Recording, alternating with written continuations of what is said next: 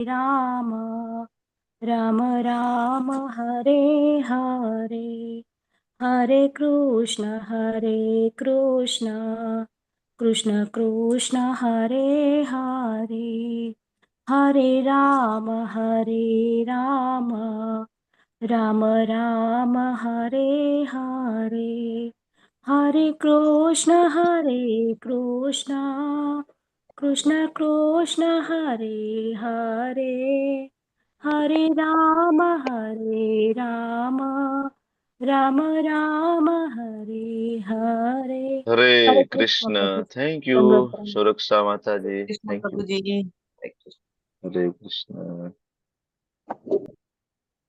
हरे कृष्ण हरे कृष्ण धन्यवाद। प्रभु जी, दंडवत प्रणाम प्रभु जी। हरे हरे कृष्ण प्रभु कृष्ण। जी।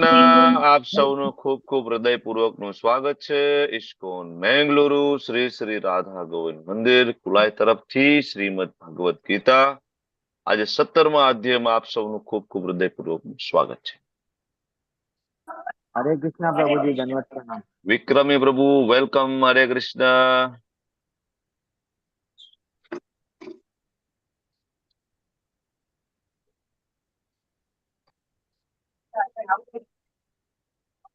ચાલો શરૂઆત કરશું। ખૂબ ભાવપૂર્વક પ્રેમપૂર્વક ભગવાન શ્રી શ્રી રાધા ગોવિંદજીના ચરણોમાં આપણે બધા સાથે મળીને મંગલાચરણ અર્પણ કરીશું। श्री श्री राधा गोविंद भगवान की जय, सदगुरुपाद की जय, गुरु महाराज की जय। ओम अज्ञानतिमिरान्धस्य ज्ञानाञ्जनशलाकया चक्षुरुन्मिलितं येन तस्मै श्रीगुरुवे नमः। श्रीचैतन्यमनोभीष्टं स्थापितं येन भूतले स्वयं रूप कदा मह्यं ददाति स्वपदान्तिकम्।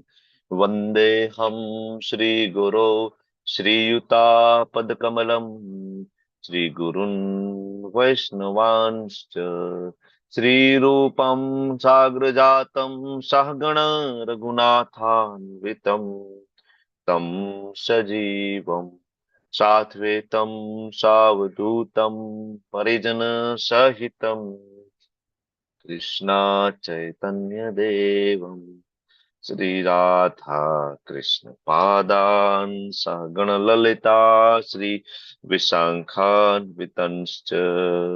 हे कृष्णा करुणा सिंधु दीनबंधु जगत्पते गोपेश गोपिका कांत राधा कांत नमस्तुते। तप्त कांचन गौरांगी श्री राधे वृंदावनेश्वरी वृषभानुसुते देवी प्रणमामि हरिप्रिये। वाञ्छाकल्पतरुभ्यश्च कृपा सिन्धुभ्य एव च पतितानां पावनेभ्यो वैष्णवेभ्यो नमो नमः।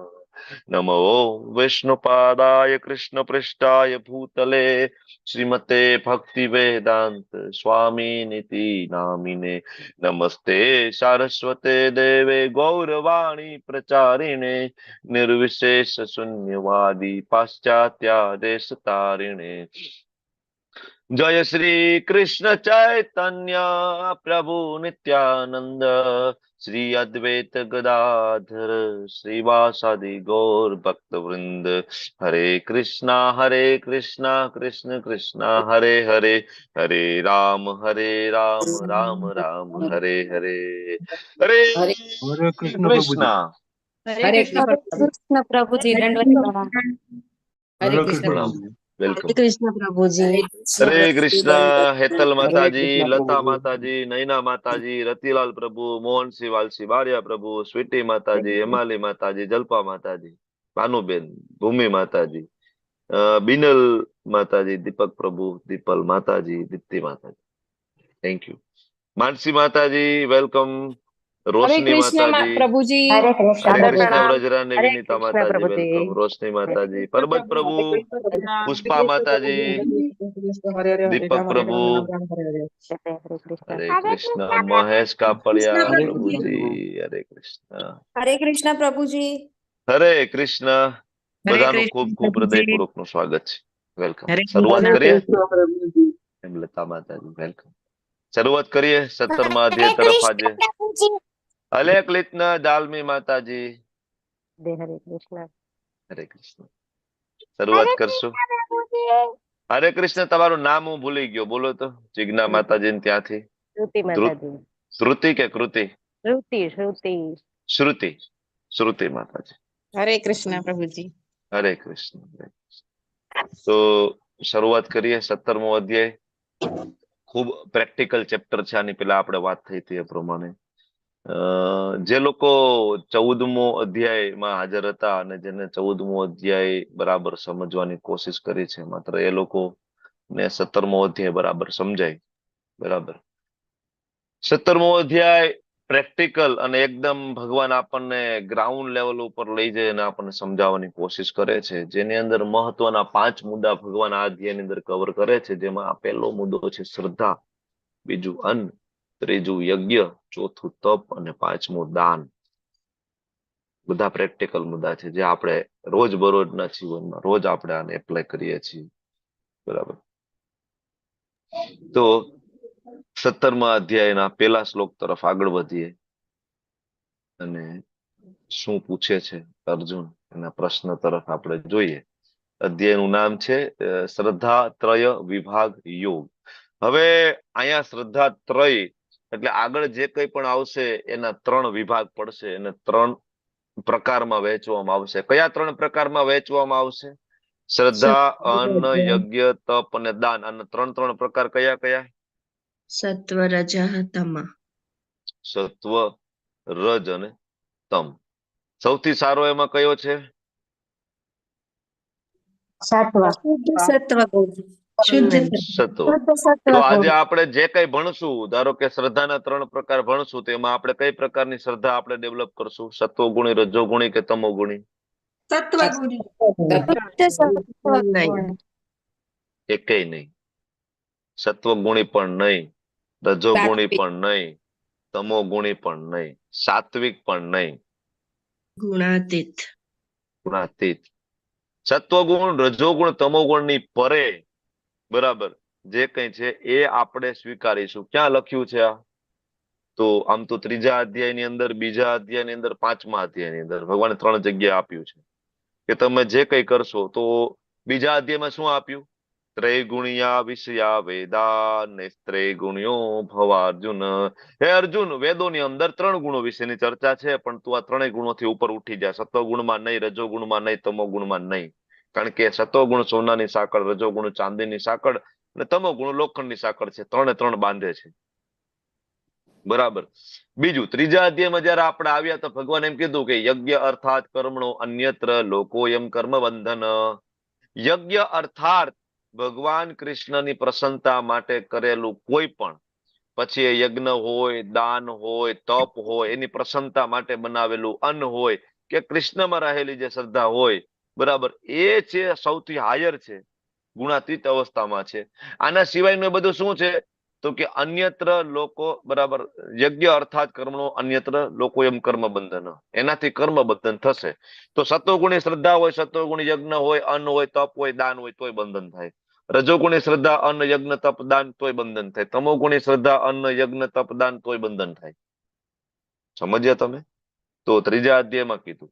પછી તમે 5મા અધ્યાયમાં આવો તો ભગવાને ત્યાં એક્ઝામ્પલ આપ્યું. બ્રહ્મણાધાય કર્માણી સંગમ ત્યક્ત્વા કરોતિ યઃ લિપ્યતે ન સ પાપેન પદ્મપત્ર મિવાંભસા. કે આ ભૌતિક જગતની અંદર રહી અને તમારી જે કઈ ફરજો છે તમે પૂરી કરો. બરાબર. પણ કેવી રીતના? પદ્મપત્ર મિવાંભસા. બરાબર. જેવી રીતના કમળ ઉપર પાણી ટકતું નથી, એવી રીતના આ જગતમાં રહીને સત્વગુણ પણ તમને સ્પર્શ ના કરે, રજોગુણ પણ સ્પર્શ ના કરે, તમોગુણ પણ સ્પર્શ ના કરે. તો કેવી રીતના કરશો? તો કે બ્રહ્મણા ધાય કર્માણી, કે જે પરમ બ્રહ્મ જે ભગવાન છે એની પ્રસન્નતા માટે જયારે આ વસ્તુ કરવામાં આવે છે ત્યારે એને ગુણાતીત કહેવામાં આવે છે. એટલે આપણે 14મો અધ્યાય જયારે ભણ્યા હતા ને ત્યારે મેં તમને સમજાવ્યું હતું. આજે મેં પૂછ્યું કે ભાઈ આમાંથી કયો સારું? તો ઘણા બધા એમ કીધું કે ભાઈ સત્વગુણ સારો, સત્વગુણમાં કામ કરશું. નહીં, સત્વ પણ નહીં, રજો પણ નહીં, તમો પણ નહીં, એક પણ નહીં. એટલે આજે આપણા જે 5 જે આની અંદર રહેલા વિભાગ છે એને 3 ગુણમાં વિભાજિત કરીને સમજશું. અને અધ્યાયના અંતે સ્વયં ભગવાન કહેશે કે આમાંથી એકેય એપ્લાય કરવાનું નથી જીવનમાં. બરાબર. કારણ કે ધારો કે હું તમને પાછા 14મા અધ્યાયમાં લઈ જાઉં કે કોઈ વ્યક્તિની સત્વગુણમય શ્રદ્ધા હોય, સત્વગુણમય અન્ન હોય, સત્વગુણમય યજ્ઞ કરતો હોય, તપ કરતો હોય, દાન કરતો હોય, તો મૃત્યુ પછી એની ગતિ શું થાય? પ્રશ્ન છે તમારા માટે. મૃત્યુ પછી ઉચ્ચ લોક પ્રાપ્ત થાય. ઉચ્ચ લોક, હોય તો ઉચ્ચ લોકની પ્રાપ્તિ થાય. એને મુક્તિ પ્રાપ્ત થાય, ભગવત ધામ જાય કે નો જાય? ના, નો જાય. ન જઈ શકે. સત્વગુણમાં હોવા છતાં નહીં જાય, ભગવત ધામ નહીં જાય. એ ઉચ્ચ લોકમાંથી પેલું ક્ષીણે પુણ્ય મર્ત્યલોકમ એટલે ફરીથી પાછું અહીંયા જ આવવું પડશે. મતલબ એને મોક્ષ પ્રાપ્ત નહીં થાય ને આ જગતમાંથી. ના, અને મોક્ષ ની વ્યાખ્યા વૈષ્ણવ પ્રમાણે ભગવત ધામ જવું, ભગવત એ પણ પ્રાપ્ત નહીં થાય ને. ના, અચ્છા, તો રજોગુણમાં કોઈની શ્રદ્ધા હોય, અન્ન હોય, યજ્ઞ હોય, તપ હોય, દાન હોય, તો એની ગતિ શું થાય? અહીંયા ને અહીંયા જ મૃત્યુલોકમાં પૃથ્વી પર પાછા આવે. પાછું અહીંયા એ રહેવાનું છે. અચ્છા, કોઈ તમોગુણી કોઈની શ્રદ્ધા હોય, અન્ન હોય, યજ્ઞ હોય, તપ હોય, દાન હોય, ત્યાગ હોય, તો એની ગતિ શું? નીચેના લોકોમાં જાય. અગમ્ય યોનિમાં. અચ્છા, દાન કરતો હોવા છતાં, દાન અધમ- કરતો હોવા છતાં નીચલી યોનિ પ્રાપ્ત થશે. તમોગુણી દાન કહેવાય એટલે. અચ્છા, તપસ્યા કરે તો પણ, તમોગુણી તપસ્યા કરે તો પણ એનું સારું ફળ એ ના મળે. ના, તો પણ નીચ- અધમ યોનિમાં જ જાય. હા, આ બહુ જ મહત્વની વસ્તુ છે. આ કન્સેપ્ટ ક્લિયર થવો આપણા માઇન્ડ ની અંદર કે ખાલી દાન કરવું એવું નહીં, ખાલી તપ કરવું એવું નહીં, બરાબર, પણ એની અંદરનો રહેલો જે કોન્શિયસનેસ. તમે તમારું માઇક હવે બંધ કરી દેજો પ્લીઝ, તમને વિનંતી છે. આપણા કો હોસ્ટ કઈ ગયા, હાજર છે કે નથી બધા? હા પ્રભુજી. Thank you. તો આ કન્સેપ્ટ બહુ જ મહત્વનો છે કે આપણી શ્રદ્ધા, આપણું અન્ન, આપણો યજ્ઞ, આપણું તપ, આપણો દાન, કરેલો ત્યાગ, આપણી બુદ્ધિ, આપણી ધૃતિ, આપણું બળ, બરાબર, આ બધી જ વસ્તુ જે છે એ કયા ગુણમાં છે? સત્વમાં, રજોમાં કે તમોમાં? આનું આપણે એનાલિસિસ વારંવાર આપણી જાતે કરવું પડશે. કારણ કે આજે જે સમયમાં આપણે જીવી રહ્યા છીએ, આ સમયમાં આપણને કોઈ સલાહ આપવા આવવાનું નથી. શું કામ? લોકો દારૂ પી રહ્યા છે, કોઈ એની ઘરે જઈને કહેવા જાય છે કે ભાઈ દારૂ ના પીવાય, આલ્કોહોલ ના લેવાય, લીવર ખરાબ થઈ જાય? કોઈ કહેવા જાય છે? નથી કહેવા જતું. કારણ કે આજે લોકો એટલા બધા સેન્સિટિવ થઈ ગયા છે કે એને કોઈ સલાહ દેવા જો જાય, બરાબર, તો એને જ ઉધળા લઈ લે. એટલે આજે તમને ને મને કોઈ સલાહ આપવા આવવાનું નથી. તો આપણે આપણી જાતને શીખડાવવું પડશે, સલાહ આપવી પડશે, સમજાવવું પડશે કે ભાઈ આપણે ક્યાં છીએ, આપણી શ્રદ્ધા કેવી છે, બરાબર, આપણું અન્ન કેવું છે, આપણે જે ખાઈ છીએ, આપણે કરીએ યજ્ઞ કઈ પ્રકારનું, આપણું તપ કરીએ છીએ, અલગ અલગ વ્રત કરીએ છીએ, અલગ અલગ આખા મહિનાના ઉપવાસ કરીએ છીએ, કેટલું બધું કરીએ, સોમવાર, મંગળવાર, બુધવાર આપણે તપશ્ચર્યા વ્રત કરીએ છીએ, પણ આ સત્વગુણમાં, રજોમાં કે તમોમાં? આપણે દાન આપીએ છીએ, છાછવાર આપણે ગુજરાતીઓ તો દાનમાં બહુ અગ્રેસર હોય છે, જ્યાં ત્યાં બધે દાન આપતા હોય. વિચાર કર્યો કે આ સત્વગુણમાં, રજોગુણમાં, તમોગુણમાં મારું કયા ગુણમાં થયેલું દાન, અને આ દાન કરતા કરતા મારું મૃત્યુ છેલ્લે થશે તો આ કરેલા દાનનું મને રિઝલ્ટ શું મળે? બહુ પ્રેક્ટિકલ છે આ અધ્યાય, બરાબર, જીવનમાં ઉતારવા જેવો અધ્યાય છે. તો અધ્યાયના 8 અલગ અલગ વિભાગમાં વિભાજિત કર્યો છે, જેની આપણે ચર્ચા કરીએ. એમાં પહેલા વિભાગમાં પ્રવેશ કરીએ તો અર્જુન બહુ પ્રેક્ટિકલ પ્રશ્ન પૂછે છે ભગવાનને. યે શાસ્ત્રમ વિધિમ ઉત્સૃજ્યમ યજન્તે શ્રદ્ધયાન્વિતાઃ તેષાં નિષ્ઠા તુ કા કૃષ્ણ સત્વમાહો રજસ્તમ. હવે આપણે આપણી આજુબાજુમાં જોઈએ તો શ્રદ્ધાનો પાર નથી. આમ તો ભારતીયોને શ્રદ્ધાનો કોઈ પાર હોય નહીં, જાત જાતની ભારતીયોને શ્રદ્ધા હોય, બરાબર ને? અલગ અલગ જગ્યાએ, બધી જગ્યાએ ક્યાંક ને ક્યાંક તો શ્રદ્ધા હોય. કોઈકને ઝાડમાં શ્રદ્ધા હોય, કોઈકને પથ્થરમાં શ્રદ્ધા હોય, કોઈકને કોઈક જગ્યામાં શ્રદ્ધા હોય, કોઈકને કોઈક વ્યક્તિમાં શ્રદ્ધા હોય, ક્યાંક ને ક્યાંક તો કઈક શ્રદ્ધા હોય જ છે. તો 16મા અધ્યાયના નિષ્કર્ષ પ્રમાણે આપણે ભણ્યા કે શાસ્ત્રોનું જે પાલન કરે એને દેવ કહેવાય, ને શાસ્ત્રોની સાથે સંમત ના હોય એને આસુર કહેવાય. તો આવા અસુર લોકો, એની શ્રદ્ધા તો હતી જ ને, એ લોકો કોઈકને તો પૂજતા જ હતા એ બધા, બરાબર. તો આ જાત જાતની જે શ્રદ્ધા છે, તો અર્જુન પૂછે છે પ્રભુ શાસ્ત્રના નિયમોનું પાલન નહીં કરીને પોતાની કલ્પના પ્રમાણેની જે કોઈ લોકો પૂજા કરે, આની સ્થિતિ કઈ? સતોગુણી છે, રજોગુણી છે, તમોગુણી છે? બરાબર. કારણ કે આપણી શ્રદ્ધા તો એ લેવલની છે કે આપણે તો કોઈનામાં થોડું કે કંઈક સારું જોઈએ તો આપણે તરત તેને ભગવાન બનાવી દઈએ. જેમ કે ક્રિકેટના ભગવાન, બરાબર ને? કોણ? સચિન તેંડુલકર, બોલિવૂડના ભગવાન. તો આપણી જનરલ ટેન્ડન્સી છે કે આપણે કોઈ વ્યક્તિને ભગવાન બનાવી દઈએ છીએ. તો આ આપણી આવી શ્રદ્ધા હોય તો ગતિ શું થાય? બરાબર ને? તમે જોયું હશે ને, સચિન તેંડુલકરના મંદિર છે, આજનું યંગ જનરેશન એની પૂજા કરે છે. અને આ જો બાજુમાં હજી ઘટતું હોય તો અહીં ફોટો મૂક્યો છે, વચ્ચે સચિન તેંડુલકર ચતુર્ભુજ સ્વરૂપે છે અને આજુબાજુમાં 10 અવતાર છે. બરાબર? કે આજ અમારા ભગવાન છે, બસ આજ અમારા નારાયણ છે, વિષ્ણુ છે, કૃષ્ણ કહો આજ છે. નીચે જુઓ, આજની યંગ જનરેશન કહે છે કે something never change, cricket still our religion. બરાબર, ક્રિકેટ અમારો ધર્મ છે અને Tendulkar still our god. Sachin Tendulkar જ અમારા ભગવાન છે. ખબર ને, આ મૂર્ખામી આપણા હિન્દુઓમાં, સનાતનીઓમાં જ જોવા મળે છે. બીજા ક્યાંય તમે જોયું નહીં હોય કે લોકો, ક્યારે જોયું તમે મુસ્લિમને ક્યારે એવું કહેતા કે સચિન અમારા અલ્લાહ છે? બરાબર. અથવા તો એના બરાબર પાકિસ્તાનમાં જે કોઈ ક્રિકેટર હોય, કોઈ દી કોઈ મુસ્લિમ એવું કીધું કે ભાઈ આ અમારો, બરાબર, મને ક્રિકેટરના નામ નથી આવડતા, કોઈ દી કીધું કે ભાઈ આ ક્રિકેટર અમારો અલ્લાહ છે? કોઈ દિવસ. આપણી જનરલ ટેન્ડન્સી છે. અમે એઝ અ ડોક્ટર તરીકે તો અમે આને રેગ્યુલર આને અમે માર્ક કરીએ છીએ કે અમારે ત્યાં કોઈ પેશન્ટ આવે, બરાબર, અને ખૂબ બીમાર હોય અને જયારે ડોક્ટર પાસે ઇમરજન્સીમાં આવે તો સાહેબ તમે જ અમારા ભગવાન છો, પગ પકડી લે, સાહેબ તમે જ અમારા ભગવાન છો. બરાબર. હોસ્પિટલમાં દાખલ થાય, ધીમે ધીમે સારું થતું જાય, હોસ્પિટલના બિલ આવતા જાય એટલે ભગવાનની કેટેગરીમાંથી ડોક્ટર ધીમે ધીમે નીચે ઉતરતો જાય, જેમ જેમ બિલ આવતા જાય એમ. બરાબર ને? એક વખત એના દર્દીને સારું થઈ જાય એટલે એ ડોક્ટર ભગવાનમાંથી એક સામાન્ય માણસ બની જાય બિલ આપવા ટાઈમે. અને જો એમાંય ટ્રીટમેન્ટમાં કઈ પ્રોબ્લેમ થયો, બરાબર, એના કર્મના કારણે કઈ પ્રોબ્લેમ થયો, એનું બંધનના કારણે, તો એ ડોક્ટર ભગવાનમાંથી તરત અસુર થઈ જાય અને લૂંટારું બની જાય. આપણે આ જનરલ ટેન્ડન્સી છે કે નહીં? સમાજની અંદર આપણે જોઈએ છીએ ને. બરાબર. તો મારા 14 વર્ષના પ્રેક્ટિસના કાળમાં એવા કેટલાય બધા લોકો મળ્યા કે જે આવીને આપણા પગ પકડી લે કે સાહેબ તમે જ અમારા ભગવાન છો. પણ 14 વર્ષની અંદર મેં એક પણ એવા મુસ્લિમ, કેટલા બધા મુસ્લિમની ટ્રીટમેન્ટ મેં કરી છે, એક પણ મુસ્લિમ મને આજ સુધી એવો નથી મળ્યો જેને આવીને એમ કીધું હોય કે સાહેબ તમે જ મારા અલ્લાહ છો. કોઈ દી નથી કીધું, નેવર. પણ આપણે ગમે એને ભગવાન બનાવી દે. શું કામ? કારણ કે ભગવાન કોણ છે એ આપને ખબર જ નથી. મૂળ મુદ્દો એ છે. બરાબર. એટલે આપણે કેટલાય બાબાઓને ભગવાન બનાવી દીધા, કેટલાય ગુરુને ભગવાન બનાવી દીધા, કેટલાય સ્વામીને ભગવાન બનાવી દીધા, કેટલાય દાદાઓને ભગવાન બનાવી દીધા છે. પૂજીએ છીએ. હજારો લોકો જાય છે, હજારો લોકોની કહેવાય ને આ બાબા છે, ફલાણા બાબા છે, જાય છે.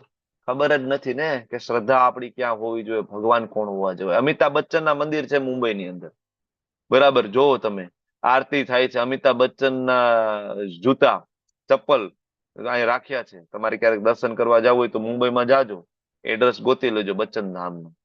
બરાબર. અને ઘટતું હોય તો એની સ્તુતિ પણ છે, જય જય જય અમિતાભ સાય. ક્યાં હદે આપણી ચેતના છે હિન્દુઓની, સનાતનીઓની. જયલલિતાના મંદિર તો ઠેર ઠેર છે, તમે લોકો સાઉથમાં જાઓ તો. બાકી હોય તો નરેન્દ્રભાઈ મોદીના મંદિરે છે. બરાબર. રાવણના મંદિર તો કેટલાય બધા છે અને લોકો રાવણની ઉપાસના કરે છે. બે હાથ ઊંચા કરીને શરણાગત થાય છે. બે હાથ ઊંચા કરવા શરણાગતિના નમસ્કાર છે, હેન્ડસઅપ. બરાબર. લોકો રાવણને શરણાગત થાય છે. કયા શાસ્ત્રમાં લખ્યું છે? તો આવી શાસ્ત્ર વિરુદ્ધની જે શ્રદ્ધા છે, તો અર્જુન પૂછે છે ભગવાનને કે ભગવાન આવી શાસ્ત્ર વિરુદ્ધની શ્રદ્ધા હોય કઈ પ્રકારની કહેવાય, આને સારી કહેવાય, આની ગતિ શું થાય? ત્યારે ભગવાન સ્વયં જવાબ આપે છે, ત્રિવિધા ભવતી શ્રદ્ધા. અર્જુન, 3 પ્રકારની શ્રદ્ધા છે.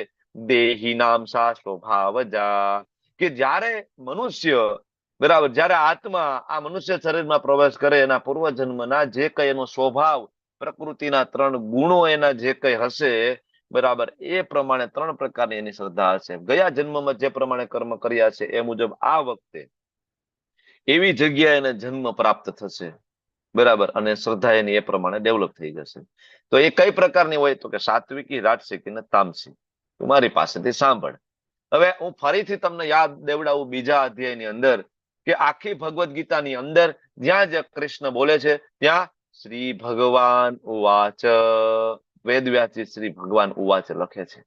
બરાબર, વેદવ્યાસજી બોલી રહ્યા છે અને ગણેશજી એના પેનથી લખી રહ્યા છે.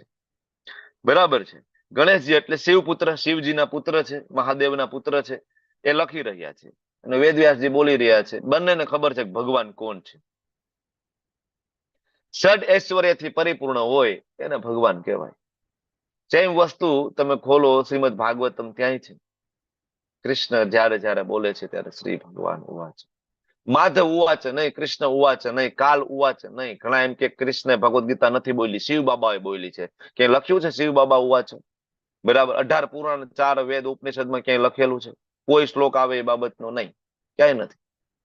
છતાંય લોકો આવું લઈ આવ્યા. શું કામ? કારણ કે પોતાના પૂર્વજન્મના કર્મ પ્રમાણે આ વખતે આને એ લોકોને એવી શ્રદ્ધા પ્રાપ્ત થાય. બરાબર, કે કોઈ વ્યક્તિને ભગવાન બનાવી દે.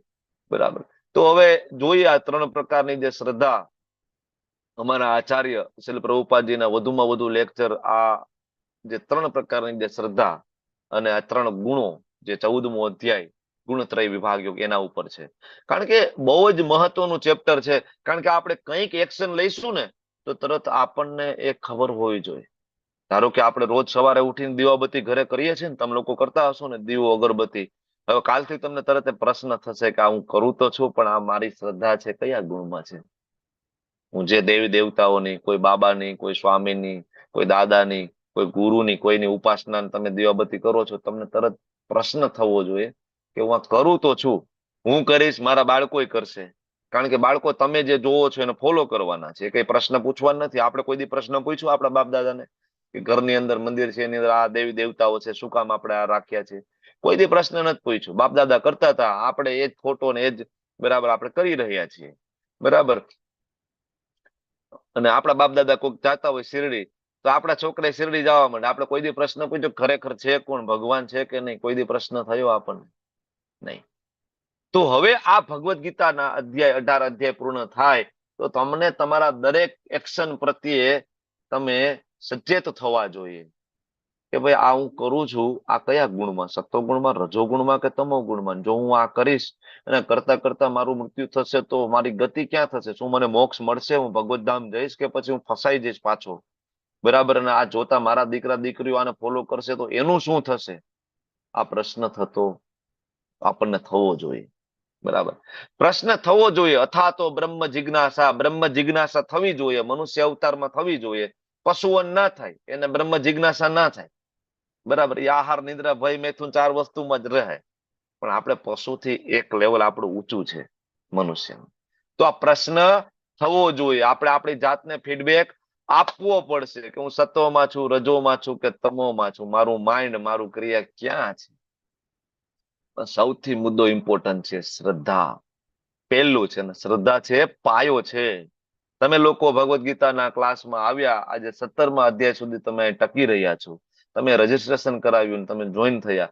આના બેઝમાં જે છે તમારી શ્રદ્ધા છે. શ્રદ્ધા ન હોય તો શૂન્ય છે.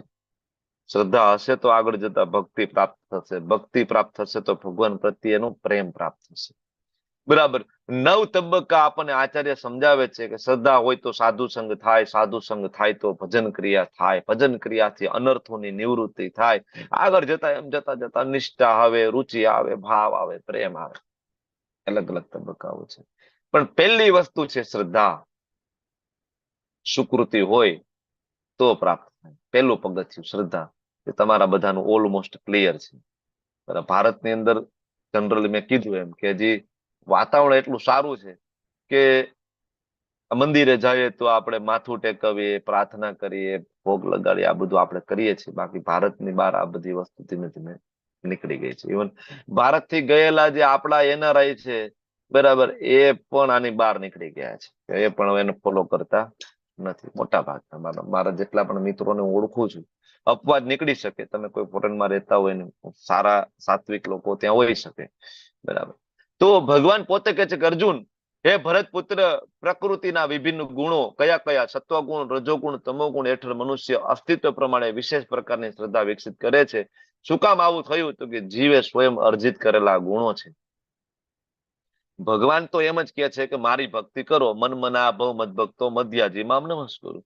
છતાં કોઈ લોકો કબરમાં જાય છે, બરાબર, છતાં કોઈ લોકો બાબાઓની પૂજા કરે છે. તો આવું શું કામ થયું? તો ભગવાન કે ભાઈ એમાં મારો હાથ નથી. હું તો એમ કહું છું ભગવદ ગીતામાં આવીને કે અહમ બીજ પ્રદ પિતા, હું તમારો પિતા છું, અને મત પરતરમ ન અન્ય, મારાથી ઉપર બીજું કોઈ છે નહીં, તો મારી તમે ભક્તિ કરીને પાછા આવી જાઓ. ભગવાનનો તો આ જ કહેવાનું થાય. પણ તો અલગ અલગ લોકોની અલગ અલગ શ્રદ્ધા શું કામ? તો ભગવાન કહે છે કે જીવે સ્વયં અર્જિત કરેલા ગુણો છે. તમે પૂર્વ જન્મમાં, આ જન્મમાં તમે પોતે કોઈક સત્વગુણ, રજોગુણ, તમોગુણ ને તમે પોતે સિલેક્શન કરો છો. તમે એવા મિત્રો બનાવો છો, તમે એવા સંબંધો ડેવલપ કરો છો, જેના કારણે આવી શ્રદ્ધા તમારી ડેવલપ થઈ જાય છે.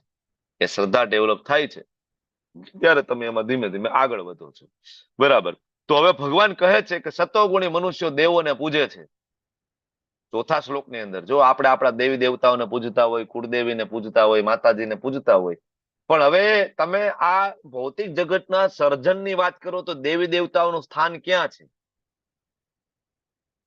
દેવી દેવતાનું લોકેશન કયું ભાઈ? ક્યાં રહે છે? આપણા કુળદેવી, આપણા માતાજી, જે આપણું ખૂબ ધ્યાન રાખે, આપણે એને ખૂબ માનીએ છીએ, એની પૂજા અર્ચના, માનતા, નિવેદ આપણે કરીએ છીએ દર વર્ષે, પણ એ દેવી દેવતાઓ રહે છે ક્યાં? સ્વર્ગલોકમાં. આ જગતમાં, સ્વર્ગમાં. ભૌતિક જગતમાં જ છે એ લોકોનું પણ સ્થાન. ભૌતિક જગતમાં ને, ગોલોક ધામની અંદર નથી રહેતા. ક્યાં રહે છે? અહીંયા રહે છે. અને આ જગતનું તો વારંવાર સર્જન, પ્રલય, આ તો સતત ચાલુ જ રહેવાનું છે. તો એ આપણી સાથે જ રહે છે. પણ કહેવાય ને કે એક સ્ટેપ ઉપર આપણે 14 લોક આપણે ભણ્યા હતા. તમે જો 5મા અધ્યાયમાં હાજર હોય તો તમે વધારે મારી સાથે કનેક્ટ થઈ શકશો. 5મા અધ્યાયમાં ગોલોક ચાર્ટ ભણ્યા હતા, અને બ્રહ્માજી આ જગતમાં સૌથી પ્રથમ જીવ ઉત્પન્ન થયા. બ્રહ્માજી દ્વારા 14 લોકનું નિર્માણ થયું, અને એ જ બ્રહ્માજી દ્વારા દેવી દેવતાઓનો જન્મ થયો છે. તમે જે કંઈ કહો, જેટલા પણ દેવી દેવતાઓના નામ આવડે, કુળદેવીના નામ આવડે, ઇન્દ્ર સુદ્ધા બધા દેવી દેવતાઓના રાજા ઇન્દ્ર એ પ્રગટ ક્યારે થાય છે? પહેલા તો સૌપ્રથમ બ્રહ્માજી આવે છે, 4 કુમારો આવે, મનુ મહારાજ આવે, પ્રજાપતિ આવે, બરાબર. પછી દિતિ અને અદિતિ આવે, ને આ દિતિ અને અદિતિના પુત્રો તરીકે જ બધા દેવતાઓ પ્રગટ થાય છે. બરાબર. જેને આપણે સર્વોચ્ચ માનીએ છીએ કે અમારા કુળદેવી છે, સર્વોચ્ચ છે. બરાબર. તો સત્વગુણી લોકો દેવી દેવતાઓની પૂજા કરે. જો એક સ્ટેપ સારું છે, કાંઈ ના કરવું, કોઈને ના માનવું, નાસ્તિક હોય એના કરતા દેવી દેવતાઓની પૂજા. પણ એ સત્વગુણી ત્યારે કહેવાય કે એનું સત્વગુણી, એનો ખોરાક હોય, સત્વગુણી પૂજા હોય. દેવીની પૂજા એ સત્વગુણી તો ત્યારે થાય ને, સત્વગુણની અંદર બધું થતું હોવું જોઈએ. પછી ધારો કે કોઈ મેરડી માતાનો ઉપાસક હોય પણ ખાતો હોય નોનવેજ, તો એ સત્વગુણની અંદર નથી, એ તો એને તમોગુણની અંદર શ્રદ્ધા થઈ ગઈ. કારણ કે અન્નના 3 વિભાગની અંદર નોનવેજ ખાવું અથવા ખરાબ ખાવું એ તો અન્ન છે, તમોગુણમાં આવે. હમણાં આપણે આવશે. તો સત્વગુણી મનુષ્યો દેવી દેવતાઓની પૂજા કરે છે. રજોગુણી મનુષ્યો અસુરોની પૂજા કરે. તમને એમ થાય કે અત્યારે અસુરોની પૂજા કોણ કરતું હોય? બરાબર ને? તો અસુર એટલે એવું નહીં કે માથે કે બે મોટા શિંગડા હોય ને આંખો લાલ થઈ ગઈ હોય ને એને અસુર કહેવાય. ના, ગઈકાલે આપણે ભણી ગયા 16મો અધ્યાય. અસુર એટલે શું? અસુર આપણી બાજુમાં બેઠા હોઈ શકે, સૂટ બૂટ ને ટાઈ ની અંદર, જેકેટ પહેરીને, સરસ મજાનો કોટ પહેરીને. તમને એવું લાગે કે આ સરસ મજાના છે? અસુર આપણી બાજુમાં બેઠા હોઈ શકે. અસુર એટલે આધ્યાત્મિકતાની દ્રષ્ટિએ જે શૂન્ય હોય ને એને અસુર કહેવાય. પછી ભલે કદાચ એને ભગવા પણ ધારણ કેમ ના કરી લીધા હોય, પણ આધ્યાત્મિકતાની દ્રષ્ટિએ શૂન્ય હોય તો એને અસુર કીધો છે શાસ્ત્રની અંદર. કારણ કે એની અંદર કોઈ દેવી ગુણો પ્રગટ થતા નથી. આપણે ગઈકાલના અધ્યાયમાં આપણે ભણી ગયા છીએ. બરાબર. તો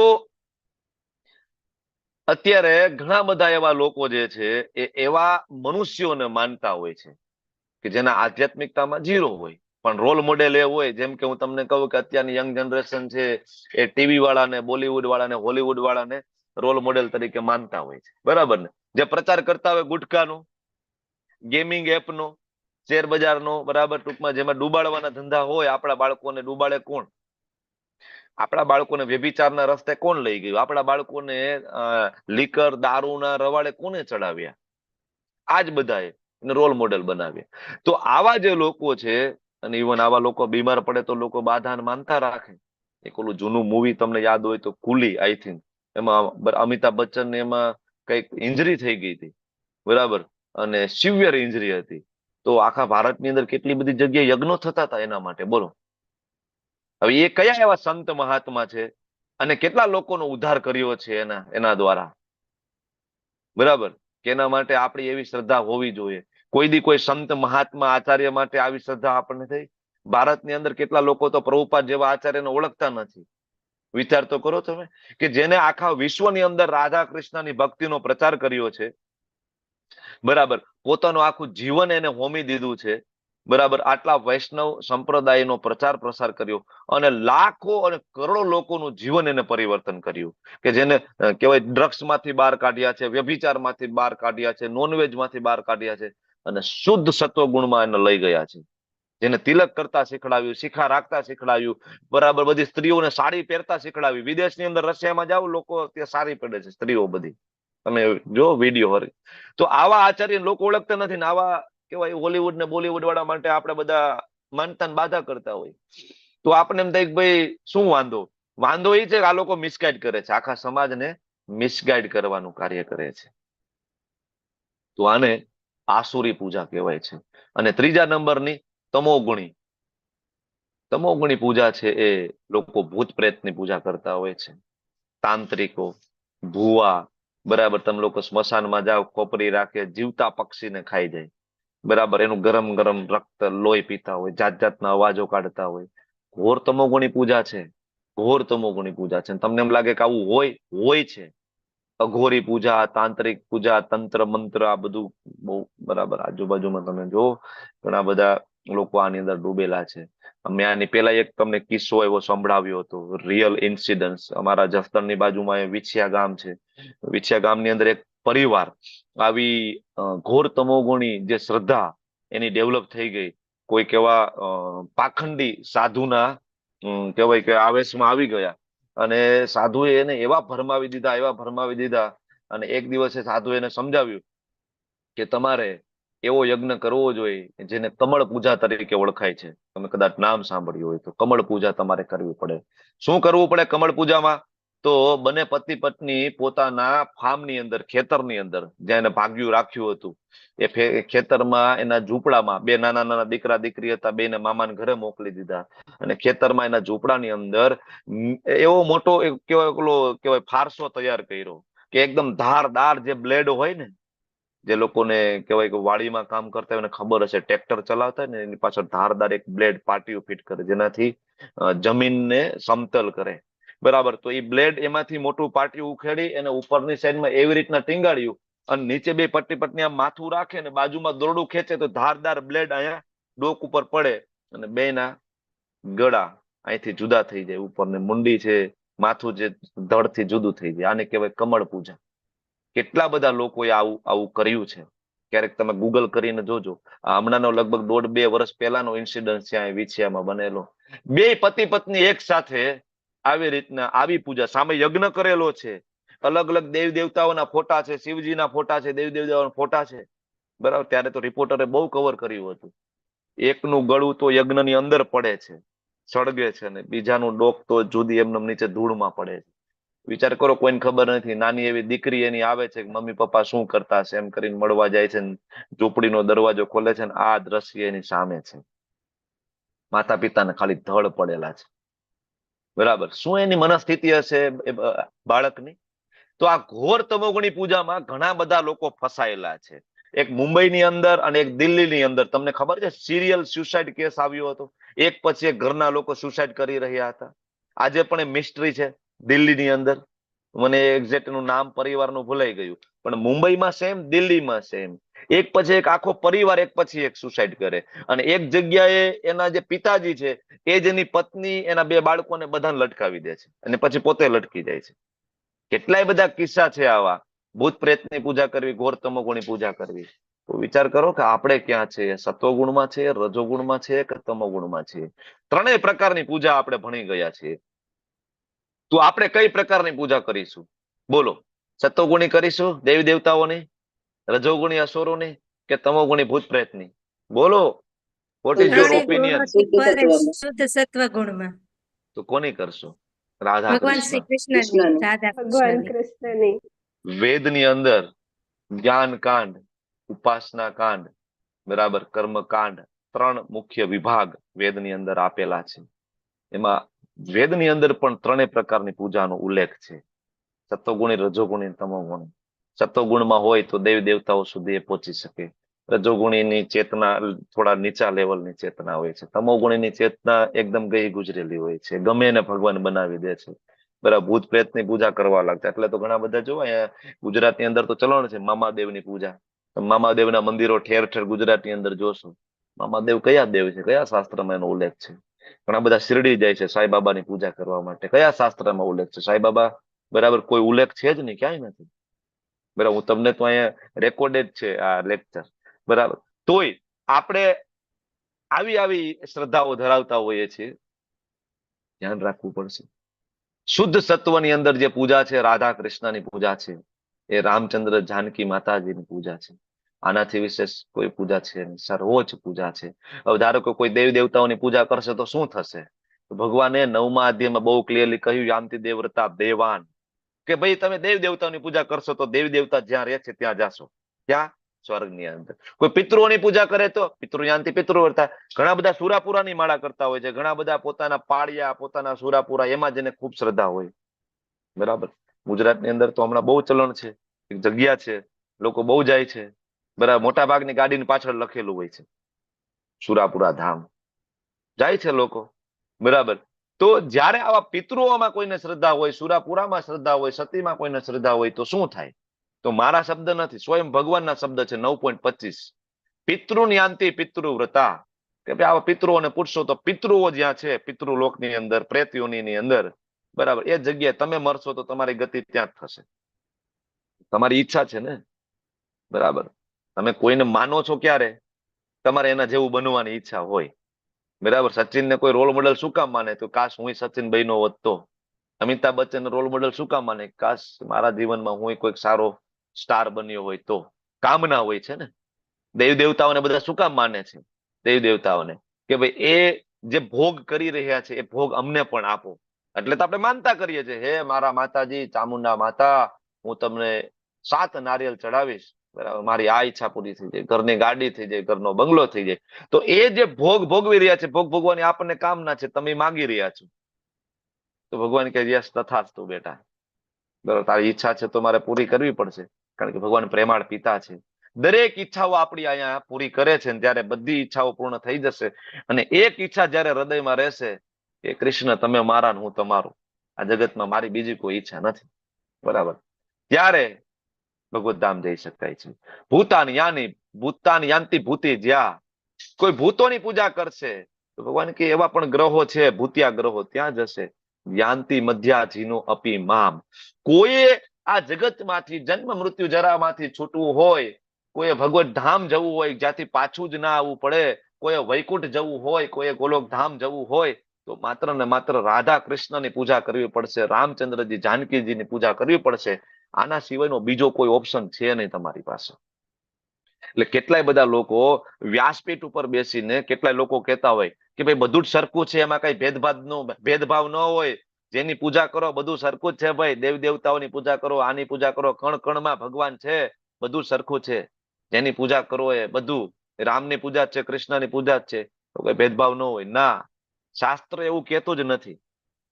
શાસ્ત્ર તો ક્લિયરલી જ કહે છે કે તમારે વૃંદાવન જવું હોય તો રાજકોટથી તમારે વૃંદાવનની ટિકિટ લેવી પડશે, તો જ ટ્રેન તમને વૃંદાવન પહોંચાડશે. બરાબર, રાજકોટથી તમે ગોવા વાળી ટ્રેનમાં બેસો તો ગોવા જ જાય. બરાબર, રાજકોટથી બીજે કોઈ જગ્યાએ ટ્રેન જતી એમાં બેસી જાતો, ટ્રેન તમને ત્યાં જ ઉતારવાની છે.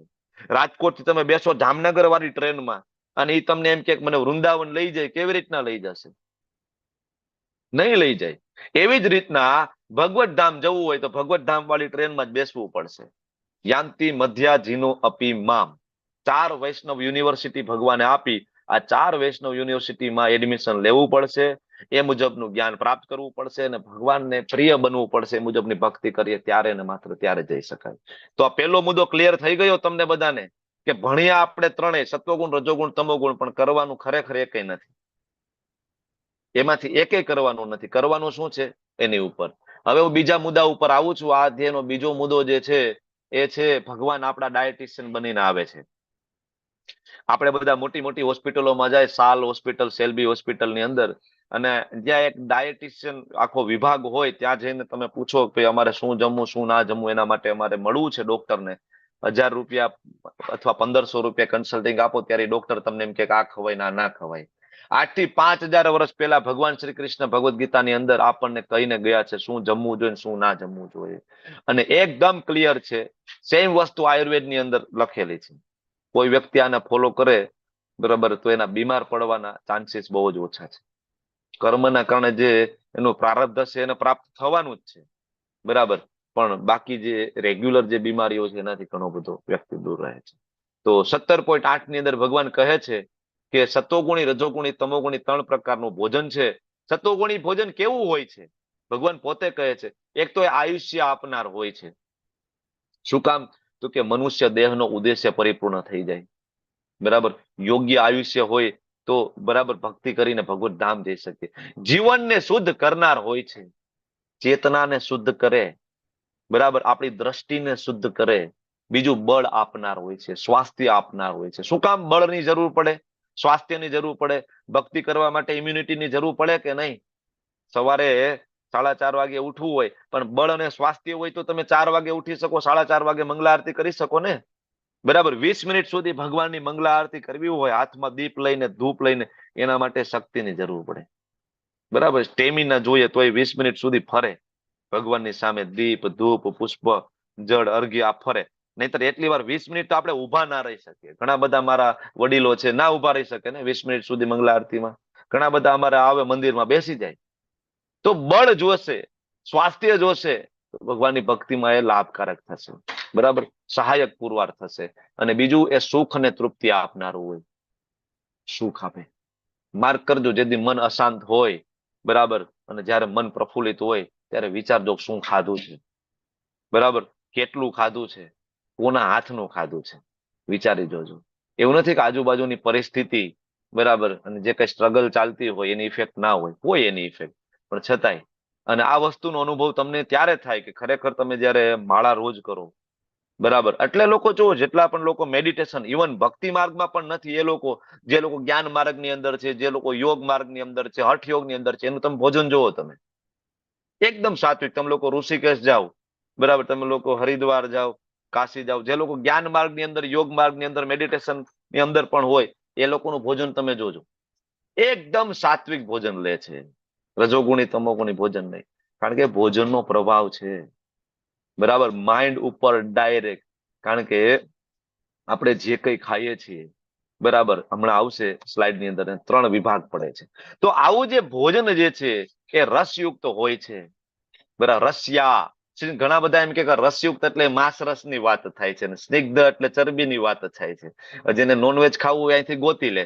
જ્યારે ભગવાને આગળના 5મા અધ્યાયમાં બહુ જ ક્લિયરલી કહ્યું હતું, અન્નાદ ભવતી ભૂતાની, અન્નાદ ભવતી ભૂતાની, કે એ ન્યા જે વાત હતી, ભગવાને ક્લિયરલી કહ્યું હતું કે મનુષ્ય અન્ન દ્વારા જીવે છે, મનુષ્ય નોનવેજ દ્વારા જીવે એવું ભગવાને કીધું નથી. અન્નાદ ભવતી ભૂતાની, પર્જન્યાદ અન્ન સંભવ, બરાબર, ભગવાને ત્યારે કહ્યું હતું, બરાબર.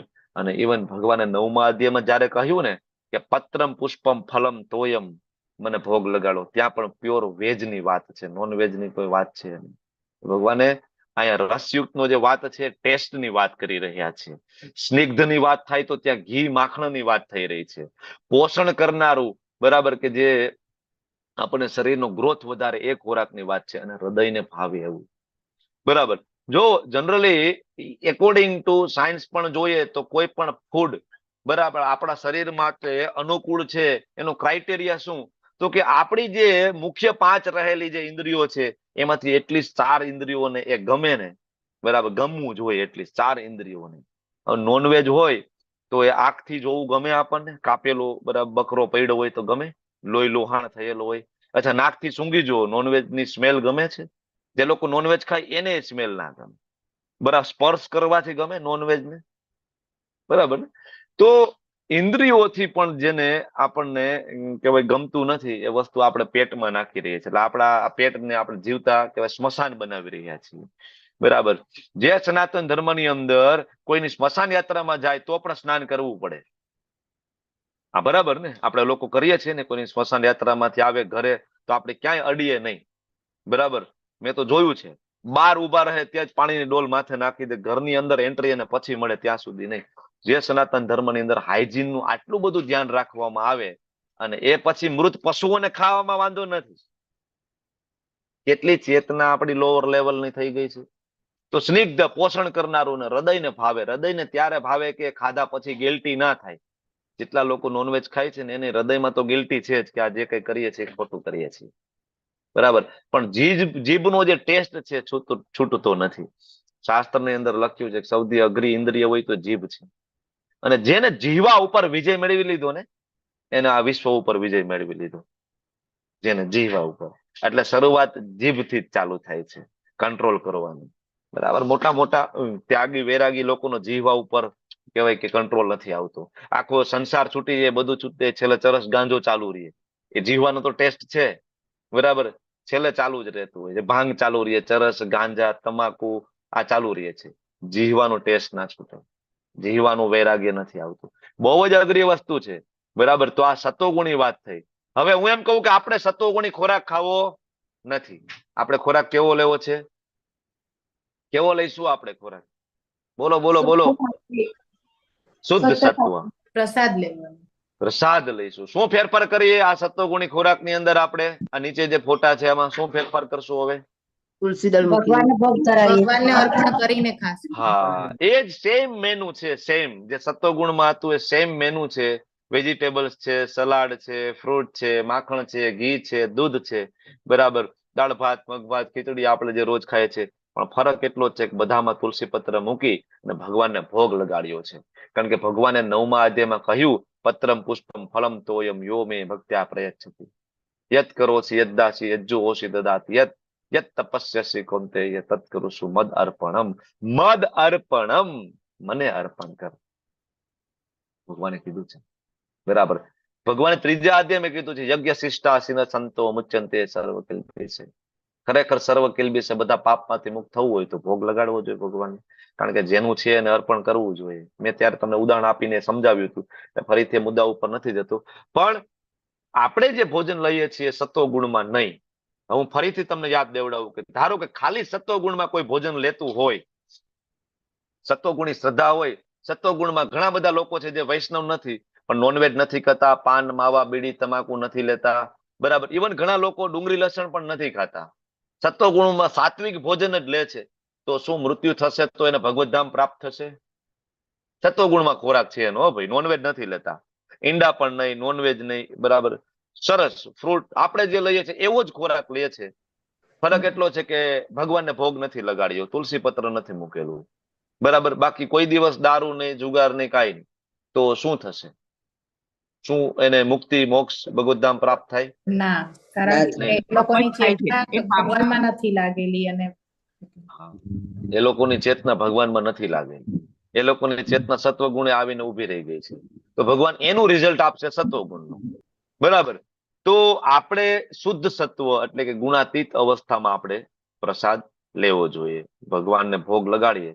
કારણ કે ખોરાકનો સૌથી મોટો ભાગ તો મળ બને, થોડોક ભાગ લોહી બને, હાડકા બને, અને એક મહત્વનો જે ભાગ છે ને એનાથી આપણા બ્રેનની જે સેલ્સ હોય, કોષો હોય, એ બને છે, પેશીઓ બને છે.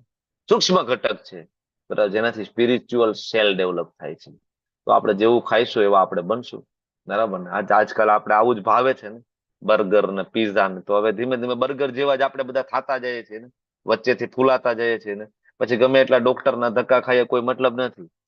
આજકાલ તો જે ડોક્ટર પાસે જાય જે ડોક્ટર વધારે પરેજી આપે એ ડોક્ટર સારો નહીં, ડોક્ટર બદલી જાય. બરાબર. શું કામ આજકાલે આયુર્વેદની મેડિસિન અને આયુર્વેદના ડોક્ટરો પાસે એટલા બધા દર્દીઓ જતા નથી? વાય? શું આયુર્વેદ રિઝલ્ટ નથી આપતું? Ayurveda result as it is આપે છે. પણ પ્રોબ્લેમ એ છે કે આયુર્વેદિક ડોક્ટર તમને પરેજી આપશે, એલોપેથિક ડોક્ટર પરેજી નહીં આપે તમને. એલોપેથની અંદર તમે તાવની સારવાર લેવા જાવ તો તમને પેરાસિટામોલ આપશે ને કહેશે તાવ ઉતરી જશે. પણ એ ક્યારેય એવું નહીં સમજાવે કે તાવની અંદર પેલી સારવાર લંઘન છે. તમારે તાવની અંદર ઉપવાસ કરવો જોઈએ, વધુમાં વધુ નવશેકું પાણી પીવું જોઈએ, થોડું નવશેકું પાણી પીવું જોઈએ, બરાબર. બને ત્યાં સુધી જમતા નહીં. જેવું જમશો તો વાયરલ ગ્રોથ તમારો વધશે, તાવ વધશે. આવું ક્યારેય નહીં સમજાય એલોપેથીમાં, કારણ કે એલોપેથની અંદર એ ભણાવવામાં આવતું જ નથી. પરેજી વિશેની કોઈ ચર્ચા નથી. હવે એ જ તાવની દવા આયુર્વેદ ડોક્ટર આગળ લેવા જશો તો આખું પરેજીનું લિસ્ટ આપશે. આ ખવાય, આ ના ખવાય, આ ખવાય, આ ના ખવાય. અને એ લિસ્ટનું કમ્પેરિઝન કરશો તો એ બધું આખું લિસ્ટ સત્વગુણની અંદર હશે. રજોમાં નહીં હોય, તમોમાં નહીં હોય. કારણ કે આયુર્વેદની અંદર સત્વગુણનો આખો વિભાગ આપ્યો છે. ભગવાન જે બોલે છે સેમ વસ્તુ અથર્વવેદમાં છે, અને અથર્વવેદમાંથી જ આયુર્વેદ આવે છે. એટલા માટે અને જેમ જેમ કળિયુગની અંદર પાખંડી લોકોનો હંમેશા બોલબાલા હોય, બરાબર, એમાં કોઈ શંકા નથી. તો આજકાલ લોકો એટલા માટે આયુર્વેદિક ડોક્ટર પાસે ના જાય, કારણ કે આપણે ખાવું છે પીઝા બર્ગર, અને આયુર્વેદ ડોક્ટર પાસે જાવ તમને ના પાડશે કે ભાઈ ના ખાવું જોઈએ, આ હેલ્ધી નથી. તો હવે જે હા પાડે ત્યાં જવાનું રહીએ ને. આપણે તો આપણો જે સ્વાર્થ સદાય જવો જોઈએ. એટલે આપણે જેવા ખાઈશું એવા આપણે બનવાના છીએ, બરાબર. તો હવે વાત થઈ ભગવાનને ભોગ લગાડવાની ને. તો ભોગ કેવી રીતના લગાડવો, એના માટે શું શું ધ્યાન રાખવું. તો જ્યારે ભોગ બનાવીએ તો એક કોન્શિયસનેસ કે મારા કૃષ્ણ માટે હું બનાવીએ છીએ, મારા ઠાકોરજી માટે બનાવીએ છીએ, આ ચેતના સાથે બનાવવાની શરૂઆત કરવી જોઈએ. સભાનતા સાથે, પ્રેમ સાથે ભગવાનને ઓફર કરવું જોઈએ, ને યોગ્ય મૂડમાં ઓફર કરવું જોઈએ. એવું નહીં કાંઈથી પ્રભુજીએ કીધું છે ભોગ લગાડવાનો એટલે બસ લગાડી દઈએ, ફોર્માલિટી નહીં, પ્રેમ સાથે, બરાબર. એવું નહીં કે ભાઈ એક મિકેનિકલ અંદર મંદિરમાં ગયા, થાળી મૂકી, Tang Tang Tang Tang Tang Tang, બરાબર, પડદો બંધ કર્યો ને હાલતા. ભગવાન જમવું હોય તો જમજો, નહીં તો કાંઈ નહીં. આવું નહીં. પ્રેમ સાથે.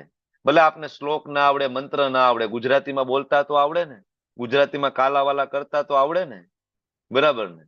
તો એ કરીને પણ ભગવાનને જમાડી શકાય છે. ઓકે. તો યોગ્ય મૂડ સાથે.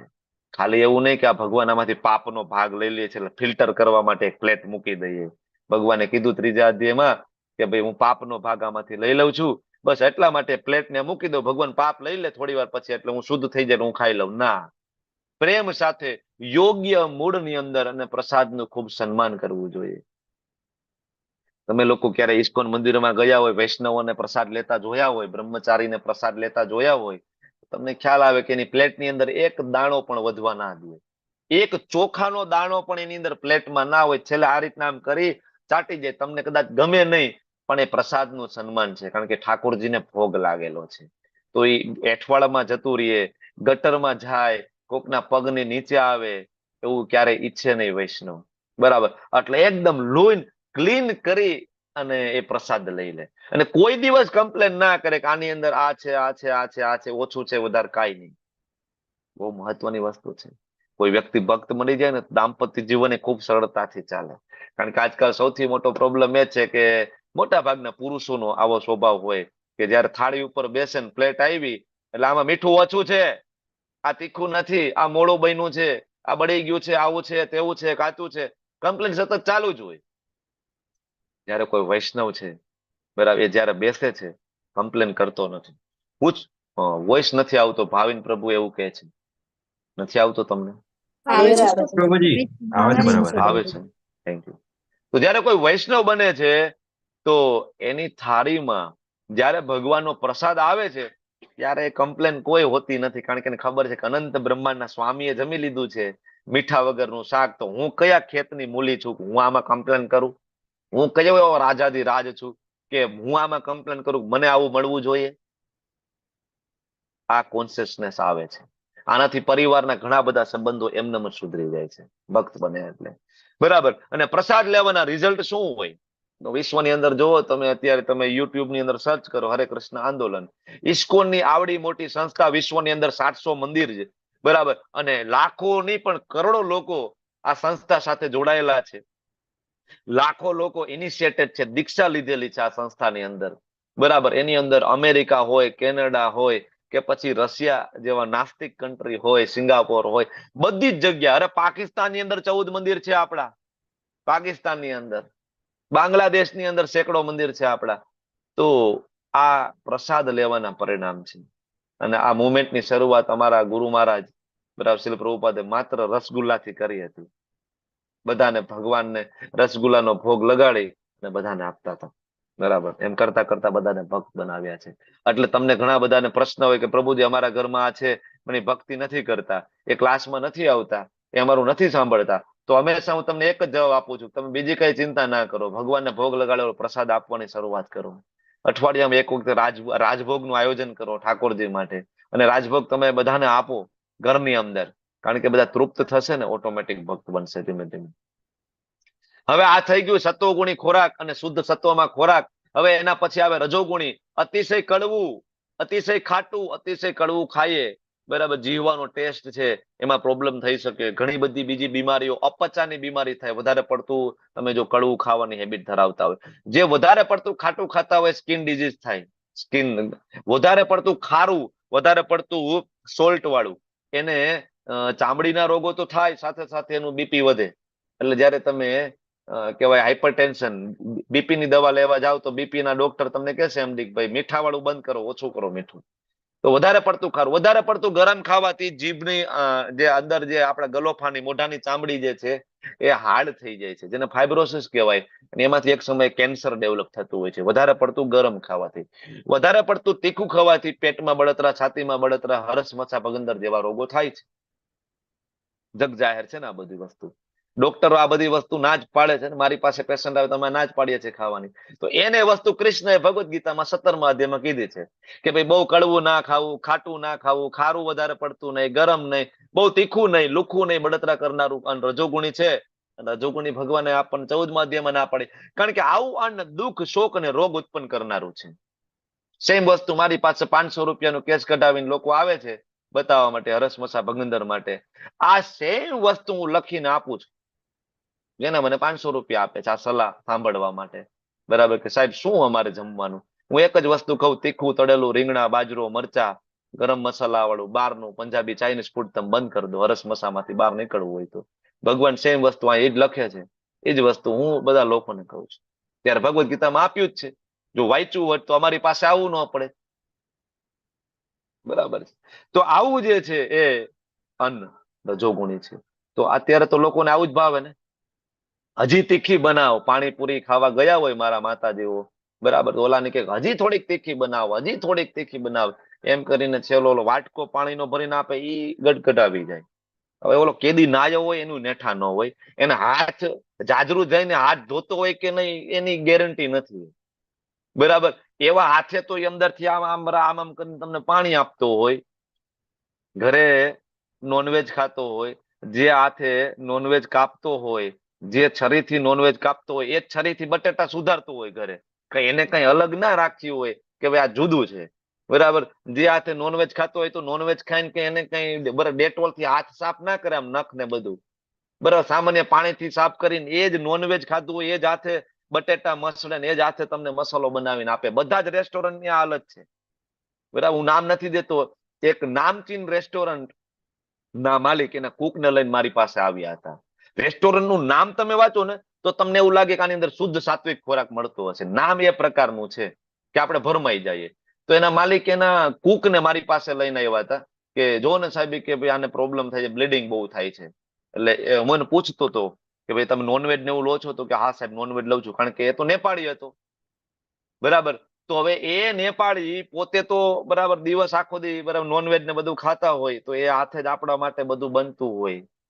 તો તમને શું લાગે છે કે એવા લોકો દ્વારા બનાવેલું ફૂડ એ આપણે ખાઈશું તો આપણી ચેતના ક્યાં જશે? એટલા માટે આપણે ભક્તિમાં ઉન્નત નથી થતા, એટલા માટે આપણું નામ નથી લાગતું, એટલા માટે જે વૈષ્ણવો હોય ને એ કોઈના ઘરનું જમે નહીં. હું બહુ દૂરની વાત નથી કરતો, પણ આમાં કેટલા બધા બ્રાહ્મણો છે, બરાબર. તમે તમારી 2 પેઢી આગળ જઈને ખાલી નજર નાખો ને, તમારા બાપ દાદા શું કરતા હતા, કેટલા એમાં બ્રાહ્મણો છે કે નહીં, બરાબર. તમારી 2 પેઢી આગળ જાઓ, બરાબર, કેટલાય ગોસ્વામી છે, કેટલાય સાધુ છે, તમારી 2 પેઢી આગળ જઈને જોવો તમે, તમારા બાપ દાદા શું કરતા હતા. કોઈના ઘરનું પાણી પણ ના પીવે. શું કામ ના પીવે? આના કારણે ના પીવે. એવું નથી કે એ લોકો છૂઆછૂતમાં માનતા હતા, આના કારણે. કારણ કે કોન્શિયસનેસ લેવલ ડાઉન થઈ જાય. એવા વ્યક્તિના હાથનું પાણી, ખાવા પીવાનું તમે લઈ લો, તરત જ તમારું મન ભગવાનમાં લાગતું, તમારું માઇન્ડ ફોકસ કરતું બંધ થઈ જાય, બરાબર. બહુ જરૂરી છે કોના હાથનું જમવું. તો આ થઈ ગયું રજોગુણી. ત્રીજું આવે તમોગુણી. ભોજન કરવાના 3 કલાક પહેલા રાંધેલો ખોરાક ના ખવાય. આપણે તો હેબિટ હોય સાંજે બનાવેલી રોટલી સવારે એ રોટલીને વઘારી નાખવાની હોય, એ પીરસી દેવાની હોય. બપોરે બનાવેલા ભાત છે એ સાંજે ગરમ કરીને પુલાવ બનાવીને આપી દેવાના હોય. આપણી તો આ જૂની હેબિટ છે. બરાબર, રાત્રે રોટલી બનાવીને એમાં જો લોટનો પીંડો વધી ગયો તો આપણે ફ્રીજમાં મૂકી દીધો, બીજે દિવસે એમાંથી રોટલી બને. તો આપણી જૂની હેબિટ છે. જયારે શાસ્ત્ર તો ના પાડે છે કે 3 કલાક પહેલા રાંધેલું કોઈ દિવસ ખવાય નહીં. સ્વાદીન હોય ના ખવાય, બગડેલું અને દુર્ગંધ મારતું. યાત યામમ ગત રસમ પૂતી પર્યુષિતમ ચયત. કોઈ એમ કે ડુંગળી લસણ ખાવાની ક્યાં ના પાડી છે? તમે વૈષ્ણવ બધા ડુંગળી લસણ નથી ખાતા, ક્યાં ના પાડી છે? અરે લસણ થી તો હૃદય મજબૂત બને, ખાવું જ જોઈએ. શાસ્ત્ર એમ કે છે કે પૂતી પર્યુષિતમ ચયત, કે જેની અંદરથી દુર્ગંધ આવતી હોય ને, આવો ખોરાક ના લેવો જોઈએ, કારણ કે તમો ગુણમાં છે. તો આમાં કોઈ એવા વિરલા છે જેને એવું લાગે કે ડુંગળી ખાવાથી મુખમાંથી દુર્ગંધ ના આવે, લસણ ખાવાથી શરીરમાં દુર્ગંધ ના આવે? શું લાગે છે? નથી આવતી દુર્ગંધ? ડુંગળી ખાવાથી મોઢામાંથી જે દુર્ગંધ આવે છે, બરાબર, કોકની બાજુમાં બેઠા હોય તેને ગમે છે? બરાબર, મોઢામાંથી ડુંગળી લસણની સ્મેલ આવતી હોય, નથી ગમતી. બરાબર, કારણ કે એ તમો ગુણી છે. ચેતનાની દ્રષ્ટિએ, ગુણની દ્રષ્ટિએ જોઈ તો એ ઘોર તમો ગુણી છે. બરાબર, એ કામ વાસનાને વધારે પ્રબળ બનાવે છે શરીરની અંદર. એટલે જે સાચા સાધુ સંતો જે છે ને, એ આવો કોઈ પણ પ્રકારનો ખોરાક લેતા નથી. એઠું ના ખાવું જોઈએ કોઈનું પણ, અસ્પૃશ્ય વસ્ત્રુનું બનેલું ભોજન, બરાબર, એ તમોગુણી લોકોને પ્રિય હોય છે. તો આવું ના ખાવું જોઈએ. બરાબર, તમે જો લોકોને આવું બધું ભાવે છે, નોનવેજ ખાતા હોય છે, આવું બધું, તો આ ઘોર તમોગુણી છે. ને ઘોર તમોગુણી તામસી ફૂડ ખાઈએ તો પછી આપણે ચેતના આપણી તમોગુણી થશે, અને એના કારણે આપણી શ્રદ્ધા પણ તમોગુણી આપણી થશે, અને આપણું મન, આપણા વિચારો પણ તમોગુણી થશે. એના કારણે ચોરી, રેપ આ બધું વધતું જાય છે, કારણ કે ખોરાક તમોગુણી છે, એટલે વિચાર પણ તમોગુણી જ રહેવાના. બરાબર, તો આ થઈ ગયો અન્ન વાળો સેક્શન. તો જેવું આપણે ખાશું એવા આપણે બનવાના છે. સિમ્પલ, તમે નક્કી કરી લો તમારે શું જમવું છે, ક્યાં જમવું છે, કોના હાથનું જમવું છે. એટલા માટે આપણી યાત્રા જાય ને, બરાબર, તો પાર્થ પ્રભુ બધી જગ્યાએ વ્યવસ્થા કરે. જે લોકો અમારી સાથે યાત્રામાં આવ્યા છે એને ખ્યાલ હશે, અમે મેંગ્લોર ગયા હતા, બરાબર, એની પહેલા માયાપુર ગયા હતા. અહીંથી અમારે અમદાવાદથી ટ્રેન ઉપડે તો પાર્થ પ્રભુ બધી જગ્યાએ વ્યવસ્થા કરે. મુંબઈ પહોંચીએ તો મુંબઈથી આપણા વૈષ્ણવના ઘરેથી પ્રસાદ આવી જાય, એનાથી આગળ જાવ તો મંદિરેથી પ્રસાદ આવી જાય. બરાબર, બધી જગ્યાએ ક્યાંય તમારે બહારનું જમવું ના પડે. સવારનો બ્રેકફાસ્ટ, બપોરનું ડિનર, રાતનું લંચ, બધું જ તમને શુદ્ધ સાત્વિક ભગવાનના કેવાય મંદિરમાં, ભગવાનના અલ્ટરમાં ભોગ લગાડેલી વસ્તુ તમને બધી જગ્યાએ પ્રાપ્ત થઈ જાય આપણી યાત્રાની અંદર. શું કામ? કારણ કે એને ખબર છે કે અન્નનું બહુ મહત્વ છે. અને દીક્ષિત ભક્તો ક્યારેય બહારનું જમતા નથી, હોટલનું, જેવા તેવા માણસોના હાથનું નથી જમતા ક્યારેય. બરાબર, તો આ બહુ મહત્વની વસ્તુ છે, ક્યાં જમવું જોઈએ. પછી આવે યજ્ઞ. તો આપણે ઓલા સ્વાહા સ્વાહા વાળા યજ્ઞની વાત તો થઈ ગઈ છે અગાઉ. હવે ભગવાન યજ્ઞ છે, સત્વગુણ, રજોગુણ, તમોગુણ 3 પ્રકારના યજ્ઞની વાત કરે છે. બરાબર, તો આપણે કયો યજ્ઞ કરવો જોઈએ? તો કે આનાથી પરે, સત્વમાં નહીં, રજોમાં નહીં, તમોમાં નહીં. તો શાસ્ત્રોક્ત વિધિ પ્રમાણે કર્તવ્ય સમજીને કોઈ યજ્ઞ કરે, ફળની આકાંક્ષા વગર. ધારો કે કોઈ ચામુંડા માતાજીનો ભક્ત છે અને એમ કે કોઈ નવચંડી યજ્ઞ મારે કરવો છે, મારી માં પ્રસન્ન થાય એટલા માટે, ફળની આસક્તિ વગર. પણ આવું સમાજમાં જોવા મળતું નથી. સમાજમાં જોવા મળે છે માનતાનો જ યજ્ઞ હોય. બરાબર, કે અમારા ઘરમાં સારું ચાલે, ઘરના મકાન થઈ જાય, આનો યજ્ઞ. તો એ સત્વગુણી યજ્ઞ નથી. ભલે એની પૂજા સત્વગુણી હતી, માતાજીની પૂજા સત્વગુણી છે, પણ યજ્ઞ થઈ ગયો રજોગુણની અંદર, કારણ કે એમાં ફળની આશા રાખી દીધી. તો આવા યજ્ઞ કરવાથી કોઈ ફળ પ્રાપ્ત ના થાય. તો આપણે કેવો યજ્ઞ કરવો જોઈએ? આપણે ગુણાતીત અવસ્થામાં યજ્ઞ કરવો જોઈએ. અને ગુણાતીત અવસ્થામાં યજ્ઞ છે એટલે યજ્ઞ નામ જપ યજ્ઞોસ્મી. અને બીજું યજ્ઞ અર્થાત કર્મણો અન્યત્ર, ભગવાનની પ્રસન્નતા માટે જે કંઈ કરવામાં આવે એને યજ્ઞ કહેવામાં આવે છે. પ્રભુપાદ અમેરિકા ગયા 70 વર્ષની ઉંમરે, દાદા ત્યાં રોજ શરૂઆતમાં 20 જણાનું, બરાબર, એમ કરતા કરતા 80 લોકોનું જમવાનું રોજ એકલા હાથે બનાવતા હતા રોજ.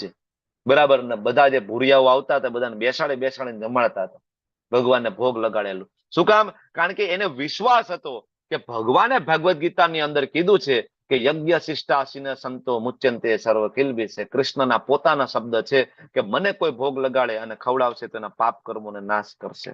ભગવાન કરશે, વિશ્વાસ હતો, તેને ખવડાવ્યું બધાને. એમ કરીને તમે જો લોકોની ચેતના ક્યાં સુધી પ્રભુપાદ લાવ્યા છે. બરાબર, તો આ જે ઓરિજિનલ યજ્ઞ જે શુદ્ધ સત્વમાં છે, બરાબર. હવે રજોગુણમાં હોય કેવો યજ્ઞ?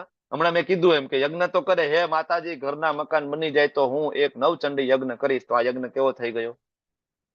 રજોગુણ.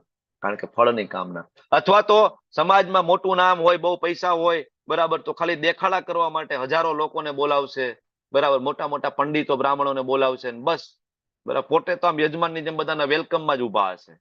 અમે યજ્ઞ કર્યો છે, બધા લોકો આવશે, યજ્ઞ પૂરો થશે, સાલ ઓઢાડશે, સન્માન કરશે. મૂળ કામના તો આ જ છે કે મારું નામ સમાજની અંદર થવું જોઈએ, કે હું કેટલો મોટો ધાર્મિક માણસ છું. તો લાભ અને ગર્વ ખાતર કરવામાં આવેલો આ યજ્ઞ કેવો છે? રજોગુણી છે, બરાબર. અને તમોગુણી યજ્ઞ તો એવો છે કે શાસ્ત્રના નિર્દેશોની ઉપેક્ષા, પ્રસાદ વેચવામાં ના આવે, વેદ મંત્રોનું ઉચ્ચારણ ના હોય, બ્રાહ્મણોને દક્ષિણા આપવામાં ન આવે, શ્રદ્ધા વગર કરવામાં આવે. તામસી યજ્ઞ. અરે યજ્ઞ તો અસુરોય કરતા હતા. આ તમે ફોટો જોવો છો ને, બરાબર, ભસ્માસુરનો ફોટો છે. શિવજીનો ઉપાસક હતો, બરાબર, એ યજ્ઞ કરતો હતો, બરાબર, પોતાના એક પછી એક અંગ કાપી કાપીને યજ્ઞમાં આહુતિ આપતો હતો શિવજીને પ્રસન્ન કરવા માટે. યજ્ઞ તો રાવણે કરતો હતો, યજ્ઞ કુંભકર્ણે કરતા, આ બધા યજ્ઞ કરતા હતા. પણ આ ઘોર તમોગુણમાં યજ્ઞ હતો, એટલે એને કોઈ ફળ પ્રાપ્ત ન થયું. આજે આવા કેટલાય લોકો છે, બરાબર, જે વેદોની મર્યાદાથી વિરુદ્ધ યજ્ઞ કરી રહ્યા છે. ઘણી બધી જગ્યાએ યજ્ઞ સ્ત્રીઓ કરાવી રહી છે. વેદની મર્યાદાની વિરુદ્ધ છે, સ્ત્રીઓ યજ્ઞ નથી કરાવી શકતી. સ્ત્રીઓ છે વૈદિક મંત્રોચ્ચારના પાઠ છે નથી કરાવી શકતી બધાને, કારણ કે એનો ઉપનયન સંસ્કાર નથી થયો હોતો. જે લોકો અમારા વહાલા બ્રાહ્મણો હશે, ભૂદેવો, એને ખ્યાલ હશે કે વેદ મંત્રો કોણ બોલી શકે, ક્યારે બોલી શકે, કેવી કન્ડિશનમાં બોલી શકે, અને પદ્ધતિ શું છે, બ્રાહ્મણોને ખબર છે. તો આજે એ નિર્દેશોની ઉપેક્ષા કરીને ઘણા બધા યજ્ઞ કરે છે. ઘણા બધા ભગવાનને ભોગ જ નથી લગાડતા, તો પ્રસાદનો કોઈ પ્રશ્ન રહેતો નથી, બરાબર. અત્યારે સૌથી વધારે તમોગુણી યજ્ઞ હું તમને કહું, બેસ્ટ એક્ઝામ્પલ લગ્નની અંદર થાય છે.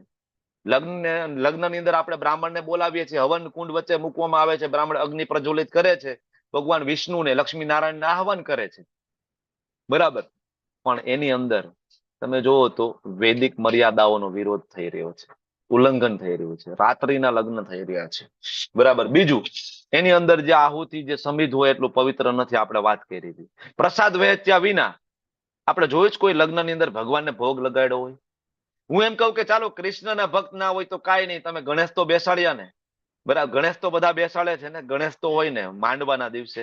આપણે ગણેશજીને વિઘ્નહર્તા ગણેશજી તરીકે આપણે બોલાવીએ, પૂજા અર્ચના કરીએ. પછી તમે જોયું કે ગણેશજીને ભોગ લગાડે છે દિવસમાં 3 વાર. 2-3 દિવસ ગણેશજી ઘરે રહે તો શું એને દિવસમાં 3 વાર ભોગ લાગે છે? નથી લાગતું. મેં તો નથી જોયું. ઇવન જે રૂમ ની અંદર ગણેશજી બેઠા હોય ને, તો ફોટોગ્રાફર બૂટ ચપ્પલ પહેરીને આજુબાજુ માટો મારતા હોય છે. આપણે બધા ત્યાં ફોટોગ્રાફી જ રૂમમાં મોટા ભાગે થતી હોય છે, બૂટ ચપ્પલ પહેરીને. જે હવન કુંડ જ્યાં હોય, ત્યાં હવન કુંડ ની આજુબાજુમાં આપણે ચપ્પલ પહેરીને આટા મારતા હોઈએ છીએ. અને બ્રાહ્મણ બિચારો વિધિ કરાવતો હોય તો ફોટોગ્રાફર વચ્ચે એમ કે આમ પકડી રાખો, આમ ફોટો પડાવજો, આમ ફોટો. અરે ભાઈ, એ વૈદિક નિયમો પ્રમાણે આખી વિધિ ચાલી રહી છે. આજકાલ તો ફોટોગ્રાફરના ટાઈમ પ્રમાણે બ્રાહ્મણની વિધિ ચાલે, બરાબર. ફોટોગ્રાફર કે એવા બ્રાહ્મણે પોતાને પોઝ અપાવવા પડે યજમાનને, એ તો બિચારાનું ચાલે નહીં. બીજી વાર કોઈ બોલાવે નહીં, શું કરે ભૂદેવો?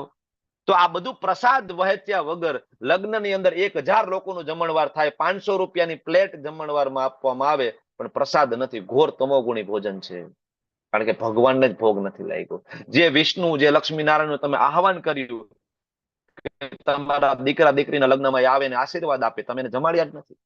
તમે એને પ્રસાદ, એને ભોગ જ નથી લગાડ્યું. વેદ મંત્રોના ઉચ્ચારણ કર્યા વગર જલ્દી પતાવજો વિધિ. આપણે બ્રાહ્મણને કહીએ જલ્દી પતાવજો, બિચારા ચોઘડિયું આપણે કઈ કઈ થાકી જાય, બરાબર, કે ચોઘડિયું જતું રહે છે, ચોઘડિયું જતું રહે છે. પણ ચોઘડિયું ખાલી કંકોત્રીમાં લખવા પૂરતું જ હોય છે. બાકી એ ટાઈમ ટેબલ નું ક્યાંય પાલન થતું નથી. લગ્નની અંદર ટાઈમ ટેબલ નક્કી કરે પાર્લર વાળા અને વિડીયો વાળા. આ તમારા ટાઈમ ટેબલ આજે નક્કી કરે, બરાબર. તો આ ઘોર તમોગુણી. અને વિડીયો વાળાને 2 લાખના 5 લાખના બિલ આપવામાં આવશે, પણ જયારે બ્રાહ્મણ 5000 ની દીક્ષા માગશે ને, ત્યારે આપણું મોઢું બગડી જશે. આ તો લૂંટારું છે, લાલચી છે આ બ્રાહ્મણ. તરત જ આ, બરાબર, આપણે કહેવાય કે કચવાતા મને 5000 ની દક્ષિણા આપશું, ત્યારે વિડીયો વાળાને 5 લાખ રૂપિયાનું બિલ આપી દેશે. ઓલો બરાબર કેટરિંગ વાળો, જે નાયા ધોયા વગરના, બરાબર, એવા લોકોને લઈ આવ્યો હશે, એ રોટલી બનાવીને આપણે ખવડાવતા હશે. આવા લોકો 10-10 લાખના બિલ આપશે આપણે કેટરિંગના. ને આપશું હસતા મોઢે. પણ બ્રાહ્મણને 5000 ની 10,000 ની દક્ષિણા આપ્યું હોય તો બરાબર, આપને તરત તકલીફ પડશે. તો આવા યજ્ઞ જે છે કેવા છે? ઘોર તમોગુણી છે, ઘોર તમોગુણી. એટલા માટે તો આજે લગ્ન જીવન એટલું ટકતું નથી ને જેનું ટકેલું છે ધક્કા ગાડી જેવું છે અત્યારે, કે ભાઈ સમાજની અંદર નામ ના બગડે એટલા માટે. બાકી પતિ પત્ની વચ્ચેનો જે પ્રેમ 8 થી 20 વર્ષ પહેલા, 50 વર્ષ પહેલા જોવા મળતો હતો, આપણા માતા પિતા વચ્ચેની જે લાગણી હતી આજ નથી જોવા મળતી. તમે જોયું તો 25 વર્ષ પહેલા ક્યારે છૂટાછેડા થતા? નહોતા જોયા. બરાબર, બાપ દાદાની આબરૂને સાચવીને દીકરી બેઠી રહેતી. બરાબર, આજકાલ એવું કઈ છે નહીં, પતી ગયું, ફિનિશ. શું કામ? કારણ કે યજ્ઞનો બેઝ તમોગુણ થયો ને, એટલા માટે. તો આ યજ્ઞ, એના પછી આવે તપ. પરમેશ્વર, બ્રાહ્મણ, ગુરુ, માતા પિતા જેવા વડીલોની પૂજા કરવી જોઈએ. બહુ મહત્વનું છે. તમે તમારા બાળકને વૈષ્ણવ બનાવી દેશો, તમારે ક્યારેય વૃદ્ધાશ્રમના પગથિયા ચડવા પડશે નહીં. કારણ કે સ્વયં કૃષ્ણ કહે છે માતા પિતા જેવા વડીલોની પૂજા કરવી જોઈએ. પૂજા નહીં કરે તો કાંઈ નહીં, તમને રાખશે, બે ટાઈમ તમને જમાડશે અને તમારી સંભાળ રાખશે. બરાબર. તો પરમેશ્વર, બ્રાહ્મણો, ગુરુ અને માતા પિતાની પૂજા કરવી જોઈએ. પવિત્રતા, સરળતા, બ્રહ્મચર્ય, અહિંસાનું પાલન કરવું જોઈએ. શરીરના તપ છે, શરીરના તપ. ભગવાનને નમસ્કાર કરવા, પ્રભુજી પાંચાંગ દંડવત પ્રણામ કરે, માતાજી પાંચાંગ પ્રણામ કરે. શરીરનું તપ છે, કરવું જોઈએ. સત્ય પ્રિય લાગે એવું હિતાવ અને બીજાને ઉદ્વેગ ના પમાડે, આ વાણીના તપની ભગવાન વાત કરે છે. કેવું આપણે બોલવું જોઈએ. બરાબર, સારું લાગે એવું બોલવું જોઈએ, સત્ય હોવું જોઈએ, પ્રિય, એક્સપ્લેન કરતા આપને પ્રોપર આવડવું જોઈએ. તો વાણીનું તપ છે. નિત્ય ગ્રંથોનો પાઠ, મનનું તપ, સંતોષ, સરળતા, ગાંભીર્ય, આત્મસંયમ, જીવનની શુદ્ધિ, આ બધા મનના તપ છે. ત્યારે આપણા બધું આનાથી વિરુદ્ધ જ છે. મનને ક્યારેય સંતોષ નથી, મન બિલકુલ સરળ નથી, મન બિલકુલ ગંભીર નથી, ઇન્દ્રિય ઉપરનો કોઈ સંયમ નથી. આનાથી વિરુદ્ધ ચાલે છે. તો આ થઈ ગઈ તપશ્ચર્યા. પણ કેવું તપ કરવું જોઈએ? ખરેખર સાત્વિક, રાજસિક કે તામસિક? તો શુદ્ધ સત્વમાં તપ કરવું જોઈએ. અને એ તપ છે વૃંદાવનની પરિક્રમા, ગોવર્ધનની પરિક્રમા, માયાપુર પરિક્રમા, એકાદશીના વ્રત. આ જે તપ જે છે, કયા તપ છે શાસ્ત્રની અંદર આપેલા? એ શુદ્ધ સત્વમાં રહેલા તપશ્ચર્યાઓ છે. આપણે એનું પાલન કરવું જોઈએ. બાકી દુનિયાવી લાભની ઈચ્છા કર્યા વગર અને ખાલી પરમેશ્વરમાં પરોવેલા જે તપ કરવામાં સાત્વિક છે, પણ એનાથી ઉપરનું તપ આ છે શુદ્ધ સત્વમાં. બરાબર, એનાથી તમે આગળ જાઓ. રજોગુણી તપ કેવું હોય?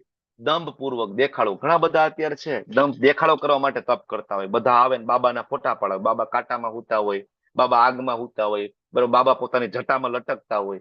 દેખાડો કરવાની જરૂર શું છે? તપશ્ચર્યા કરવાનો.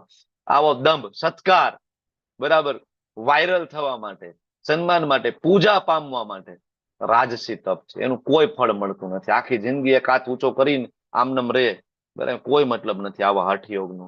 ભગવાને નિષેધ કર્યો છે આ બધા યોગનો. અને છેલ્લે એવી કોઈ તપશ્ચર્યા કરે કે જેનાથી મૂર્ખામીને વસ્તીને આત્મ ઉત્પીડિત, બીજાનો વિનાશ કરવા માટે. અસુરો તપ કરતા હતા. અત્યારના લોકો તો શું આપણે તપ કરી શકીએ? અત્યારના સાધુ સંત શું તપ કરી શકે? એવું તપશ્ચર્યા હિરણ્યકશિપુ, બરાબર, એમને કરી હતી. હિરણ્યકશિપુ શાસ્ત્રમાં ઉલ્લેખ છે 33,000 વર્ષ સુધી પગના 2 અંગૂઠા ઉપર ઉભો રહીને 2 હાથ ઉપર કરીને ઓમ બ્રહ્મ દેવાય નમઃ, ઓમ બ્રહ્મણે નમઃ, 33,000 વર્ષ સુધી એને તપશ્ચર્યા કરી હતી હિરણ્યકશિપુએ. પણ એક ઘોર તમોગુણી વાળું તપ હોવાના કારણે કાંઈ અલ્ટિમેટ કોઈ ફળ પ્રાપ્ત થયું નહીં. તો આવું બીજાને નુકસાન. એટલે ઘણા બધા લોકો છે 12 વર્ષ 13 વર્ષ આવી બધી તપશ્ચર્યા કરી અને પોતે સિદ્ધિ પ્રાપ્ત કરતા હોય છે, અને પછી બીજાને હેરાન કરવામાં જ એનો ઉપયોગ થતો હોય છે. તો આ ઘોર તમોગુણી. અને હવે તમને બધાને ગમતો મુદ્દો, આ અધ્યાયનો છેલ્લો વિભાગ, એટલે કે દાન. ક્યાં દાન કરવું જોઈએ, કોને દાન કરવું જોઈએ? ભગવાન બહુ ક્લિયરલી કહે છે, સાત્વિક, રાજસિક કે તામસિક? તો કે દાન કર્તવ્ય સમજીને કરો, કોઈ બદલાની ભાવના વગર. જમણા હાથે દાન કરો તો ડાબા હાથને પણ ખબર ના પડે. યોગ્ય સ્થાન શાસ્ત્રોની અંદર આપ્યા છે. યોગ્ય સમય, યોગ્ય વ્યક્તિ. યોગ્ય વ્યક્તિ છે બ્રાહ્મણ, બરાબર, યોગ્ય વ્યક્તિ છે વૈષ્ણવ. યોગ્ય સ્થાન છે રાધા કૃષ્ણનું મંદિર, રામ જાનકીજીનું મંદિર. યોગ્ય સમય ઘણા બધા આખા વર્ષની અંદર આવે છે. અલગ અલગ નક્ષત્ર, રામનવમી થી લઈને ગૌર પૂર્ણિમા થી લઈને જન્માષ્ટમી થી લઈને આ બધા દિવસે આ યોગ્ય સમય છે.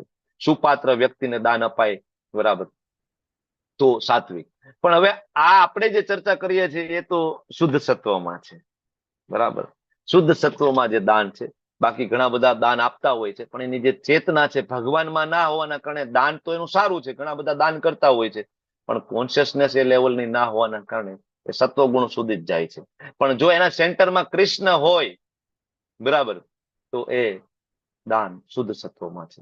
ધારો કે કોઈ વૃદ્ધાશ્રમમાં દાન કરે છે, સારી વાત છે, કર્તવ્ય માને છે કે ભાઈ હું આ સમાજનો બરાબર એક હિસ્સો છું, મારી પાસે પૈસા છે તો વૃદ્ધાશ્રમ અનાથાશ્રમ આપવું જોઈએ, અને કોઈ બદલાની ભાવના વગર કરે છે એ દાન કે ભાઈ મારે એના બદલામાં કઈ નથી જોઈતું, બરાબર. યોગ્ય સ્થાન તો છે જ, બરાબર, યોગ્ય સમય આપે છે, વૃદ્ધાશ્રમમાં અનાથાશ્રમમાં આપે છે, યોગ્ય વ્યક્તિ પણ છે, પણ એમાં કૃષ્ણ સેન્ટરમાં ના આવના કારણે દાન સાત્વિક જ બનીને રહી જાય છે, બરાબર. પણ જો એના સેન્ટરમાં કૃષ્ણ મૂકવામાં આવે તો દાન છે શુદ્ધ સત્વમાં થાય છે.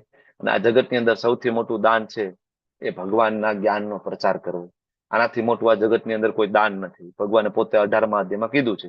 બાકી તમે કોઈને 2 ટાઈમનું જમવાનું આપશો, ખોરાક કેટલા સમય સુધી રહેશે? અને 2 જોડી કપડા લઈ દેશો, કેટલા સમય સુધી રહેશે? કોઈને 5000 રૂપિયા દાનમાં આપશો, ક્યાં સુધી રહેશે એની પાસે? જો કોઈને ભગવદ્ ગીતા ભાગવતમ આપશો, બરાબર, જો કોઈને ભગવદ્ ગીતાનો ઉપદેશ આપશો, જો કોઈને માળા કરતા શીખડાવશો, અને જો એ વ્યક્તિ શીખી જશે તો એ વ્યક્તિ એકલો નહીં, એના પરિવારના બધા જ સભ્યો ધીમે ધીમે, પરિવારના સભ્યો નહીં, આવનારી જનરેશન પણ, અને જો એ શુદ્ધ ભક્ત બની જશે ને તો એની ગયેલી 21 પેઢી, આવનારી 21 પેઢી છે એ આ જગતમાંથી તરી જશે. આનાથી બીજું મોટું દાન કયું હોઈ શકે? એટલા માટે આ સર્વોચ્ચ દાન છે એ ભગવદ્ ગીતાના જ્ઞાનનો પ્રચાર કરવો, બરાબર. હવે કોઈ અમુક બદલાની અપેક્ષાથી દાન કરે, કર્મફળની ઈચ્છાથી દાન કરે, ના મરજીપૂર્વક દાન કરે તો રજોગુણ. મોટા ભાગનું દાન રજોગુણમાં અત્યારે થાય છે, બરાબર. હું દાન આપીશ પણ મારું મોટું નામ લખજો તમે. આપણે જ્ઞાતિમાં આપણે જોઈએ છીએ ને હોલમાં, એમાં મોટું નામ બહાર લખેલું હોય, બરાબર. એક કેવા 1000 રૂપિયાનો પંખો દાનમાં આપ્યો હોય, પણ પંખાના 3 પાખિયામાં 3 પેઢીના નામ લખાવે, બરાબર. પછી પંખો ફરે ને 3 પેઢી ફરે એની હારોહાર, બરાબર. એક તો આ જે છે દાન બદલાની અપેક્ષા, મારું નામ થવું જોઈએ ઈચ્છાથી અને ના મરજીપૂર્વક. ધારો કે કોઈ આપણને દાન લેવા આવે, સંતો મહંતો, હવે આ ક્યાં અત્યારે હવારમાં આવી ગયા, અત્યારમાં જ દાન દેવાનું, આવું દાન નહીં દેવાનું. અને સંતો આવું લે પણ નહીં. સાચા સંતો હોય ક્યારે આવું દાન ના લે, ના મરજીપૂર્વકનું દાન ના લેવાય, બરાબર. કારણ કે દાનનું જે રિઝલ્ટ છે સારું રિઝલ્ટ નથી. અને છેલ્લે તમોગુણી દાન, અપવિત્ર જગ્યાએ દાન ના અપાય, ગમે તેને દાન ના અપાય. આજકાલ તો આપણે જતા હોઈએ અને કારની વિન્ડો નીચે કરીને કોઈ પણ માંગવા આવે, આપણે 20 રૂપિયા 50 રૂપિયા આપણે આપી દઈએ છીએ. તમે વિચાર કર્યો કે એના પૈસાનું એને શું કર્યું આગળ જતા? એને દારૂ પીધો, ચરસ લીધો, ગાંજો લીધો, અને એમાંય નશામાં મદ થઈ અને કોઈનું મર્ડર કર્યું, કોઈનો રેપ કર્યો, બલાત્કાર કર્યો. વિચાર કર્યો આપણે કોઈ દિવસ આપણે એને પ્રોત્સાહિત કર્યા છે એ વસ્તુ માટે? તો આ ક્યારેય પણ આવું કહેવાય ને, દાન કરવું નહીં. કુપાત્ર વ્યક્તિને ધ્યાન વગર, આદર આપ્યા વગર દાન આપવાને તામસિક દાન કહેવામાં છે. લોકો સ્લોટર હાઉસમાં દાન કરે છે. આટલા મોટા આતંકવાદી સંગઠનો હાલે છે, કોઈક તો ફંડિંગ કરતું હશે ને એમાં, બરાબર. લોકો એવું માને છે ને જે ફંડિંગ કરે છે કે અમે બહુ ધાર્મિક છીએ. એ તો એક ઘોર તમોગુણી દાન છે. મૃત્યુ પછી નર્કની યોનિઓ પ્રાપ્ત થતી હોય છે આ શ્લોક પ્રમાણે.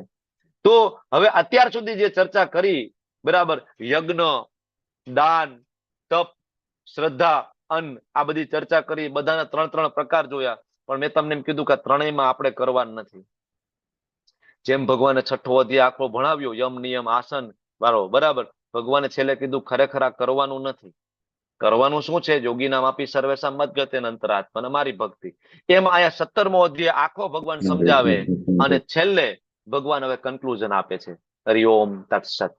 ભગવાન કહે છે કે સર્જનની શરૂઆતમાં 3 શબ્દ ઓમ તત્સત, બરાબર, આનો નિર્દેશ કરવામાં આવ્યો હતો. ત્યારે બ્રહ્માજી પ્રગટ થયા અને બ્રહ્માજીને કઈ ખ્યાલ નહોતો આવતો શું કરવું જોઈએ. ત્યારે ઓમ તત્સત, ઓમ એટલે સર્વવ્યાપક, બરાબર. તત એટલે તત્વમસી, છાંદોક્ય ઉપનિષદનો રેફરન્સ છે કે તેમના માટે.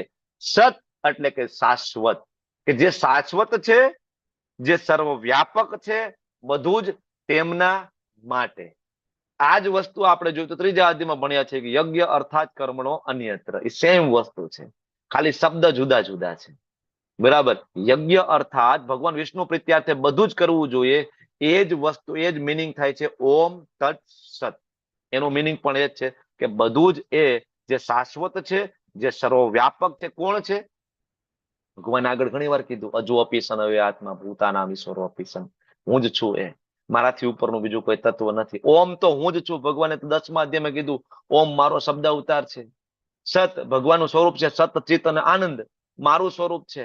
તો સત છે કૃષ્ણ છે, ઓમ છે કૃષ્ણ છે. તો તત એટલે તેમના માટે બધું કરવું જોઈએ. એટલા માટે બ્રાહ્મણો વૈદિક મંત્રનું ઉચ્ચારણ કરે, જ્યારે યજ્ઞ કરે ત્યારે છેલ્લે બોલે ઓમ તત્સત.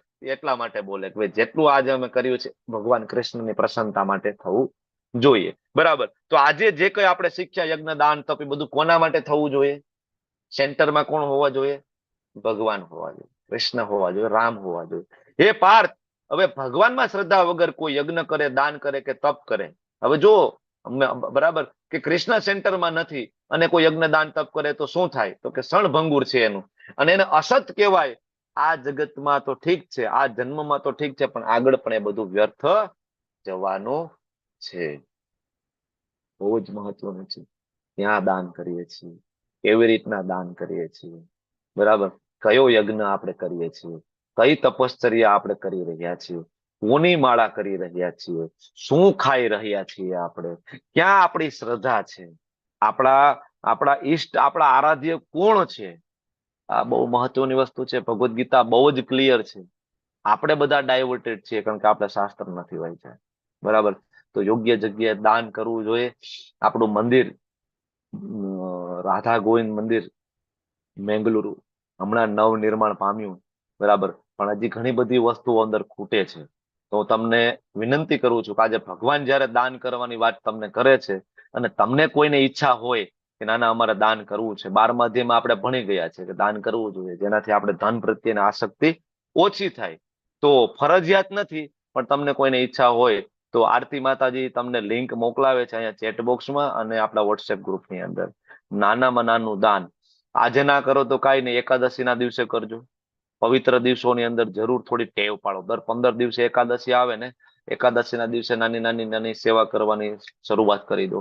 આ બરાબર. આજુબાજુમાં ક્યાંય વૈષ્ણવો હોય, બ્રાહ્મણ હોય, એની થોડી સેવા કરવાની થોડી ટેવ પાડો. ગૌ માતાની સેવા કરવાની ટેવ પાડો તમે, બરાબર. અને આપણા મંદિરની અંદર પણ ગૌશાળા હમણાં નવનિર્મિત અત્યારે થઈ રહી છે, એમાં પણ ગાયોની સેવા માટે ઘણા બધા ઓપ્શન છે, ત્યાં પણ કરી શકો છો. થોડું થોડું કરજો, તમને બધાને મારી વિનંતી છે. અને ખાસ તમે જે કઈ કરો તો એ વિચારજો કે આ સત્વગુણમાં છે, રજોગુણમાં છે કે તમોગુણમાં છે. વાંછાકલ્પતરુભ્યશ્ચ કૃપા સિંધુ એવ ચ પતિતાનાં પાવનેભ્યો વૈષ્ણવેભ્યો નમો નમઃ. અનંત કોટિ વૈષ્ણવ કી જય. શ્રી પ્રભુપાદ કી જય. ગુરુ મહારાજ કી જય. હરે કૃષ્ણ કૃષ્ણ કૃષ્ણ હરે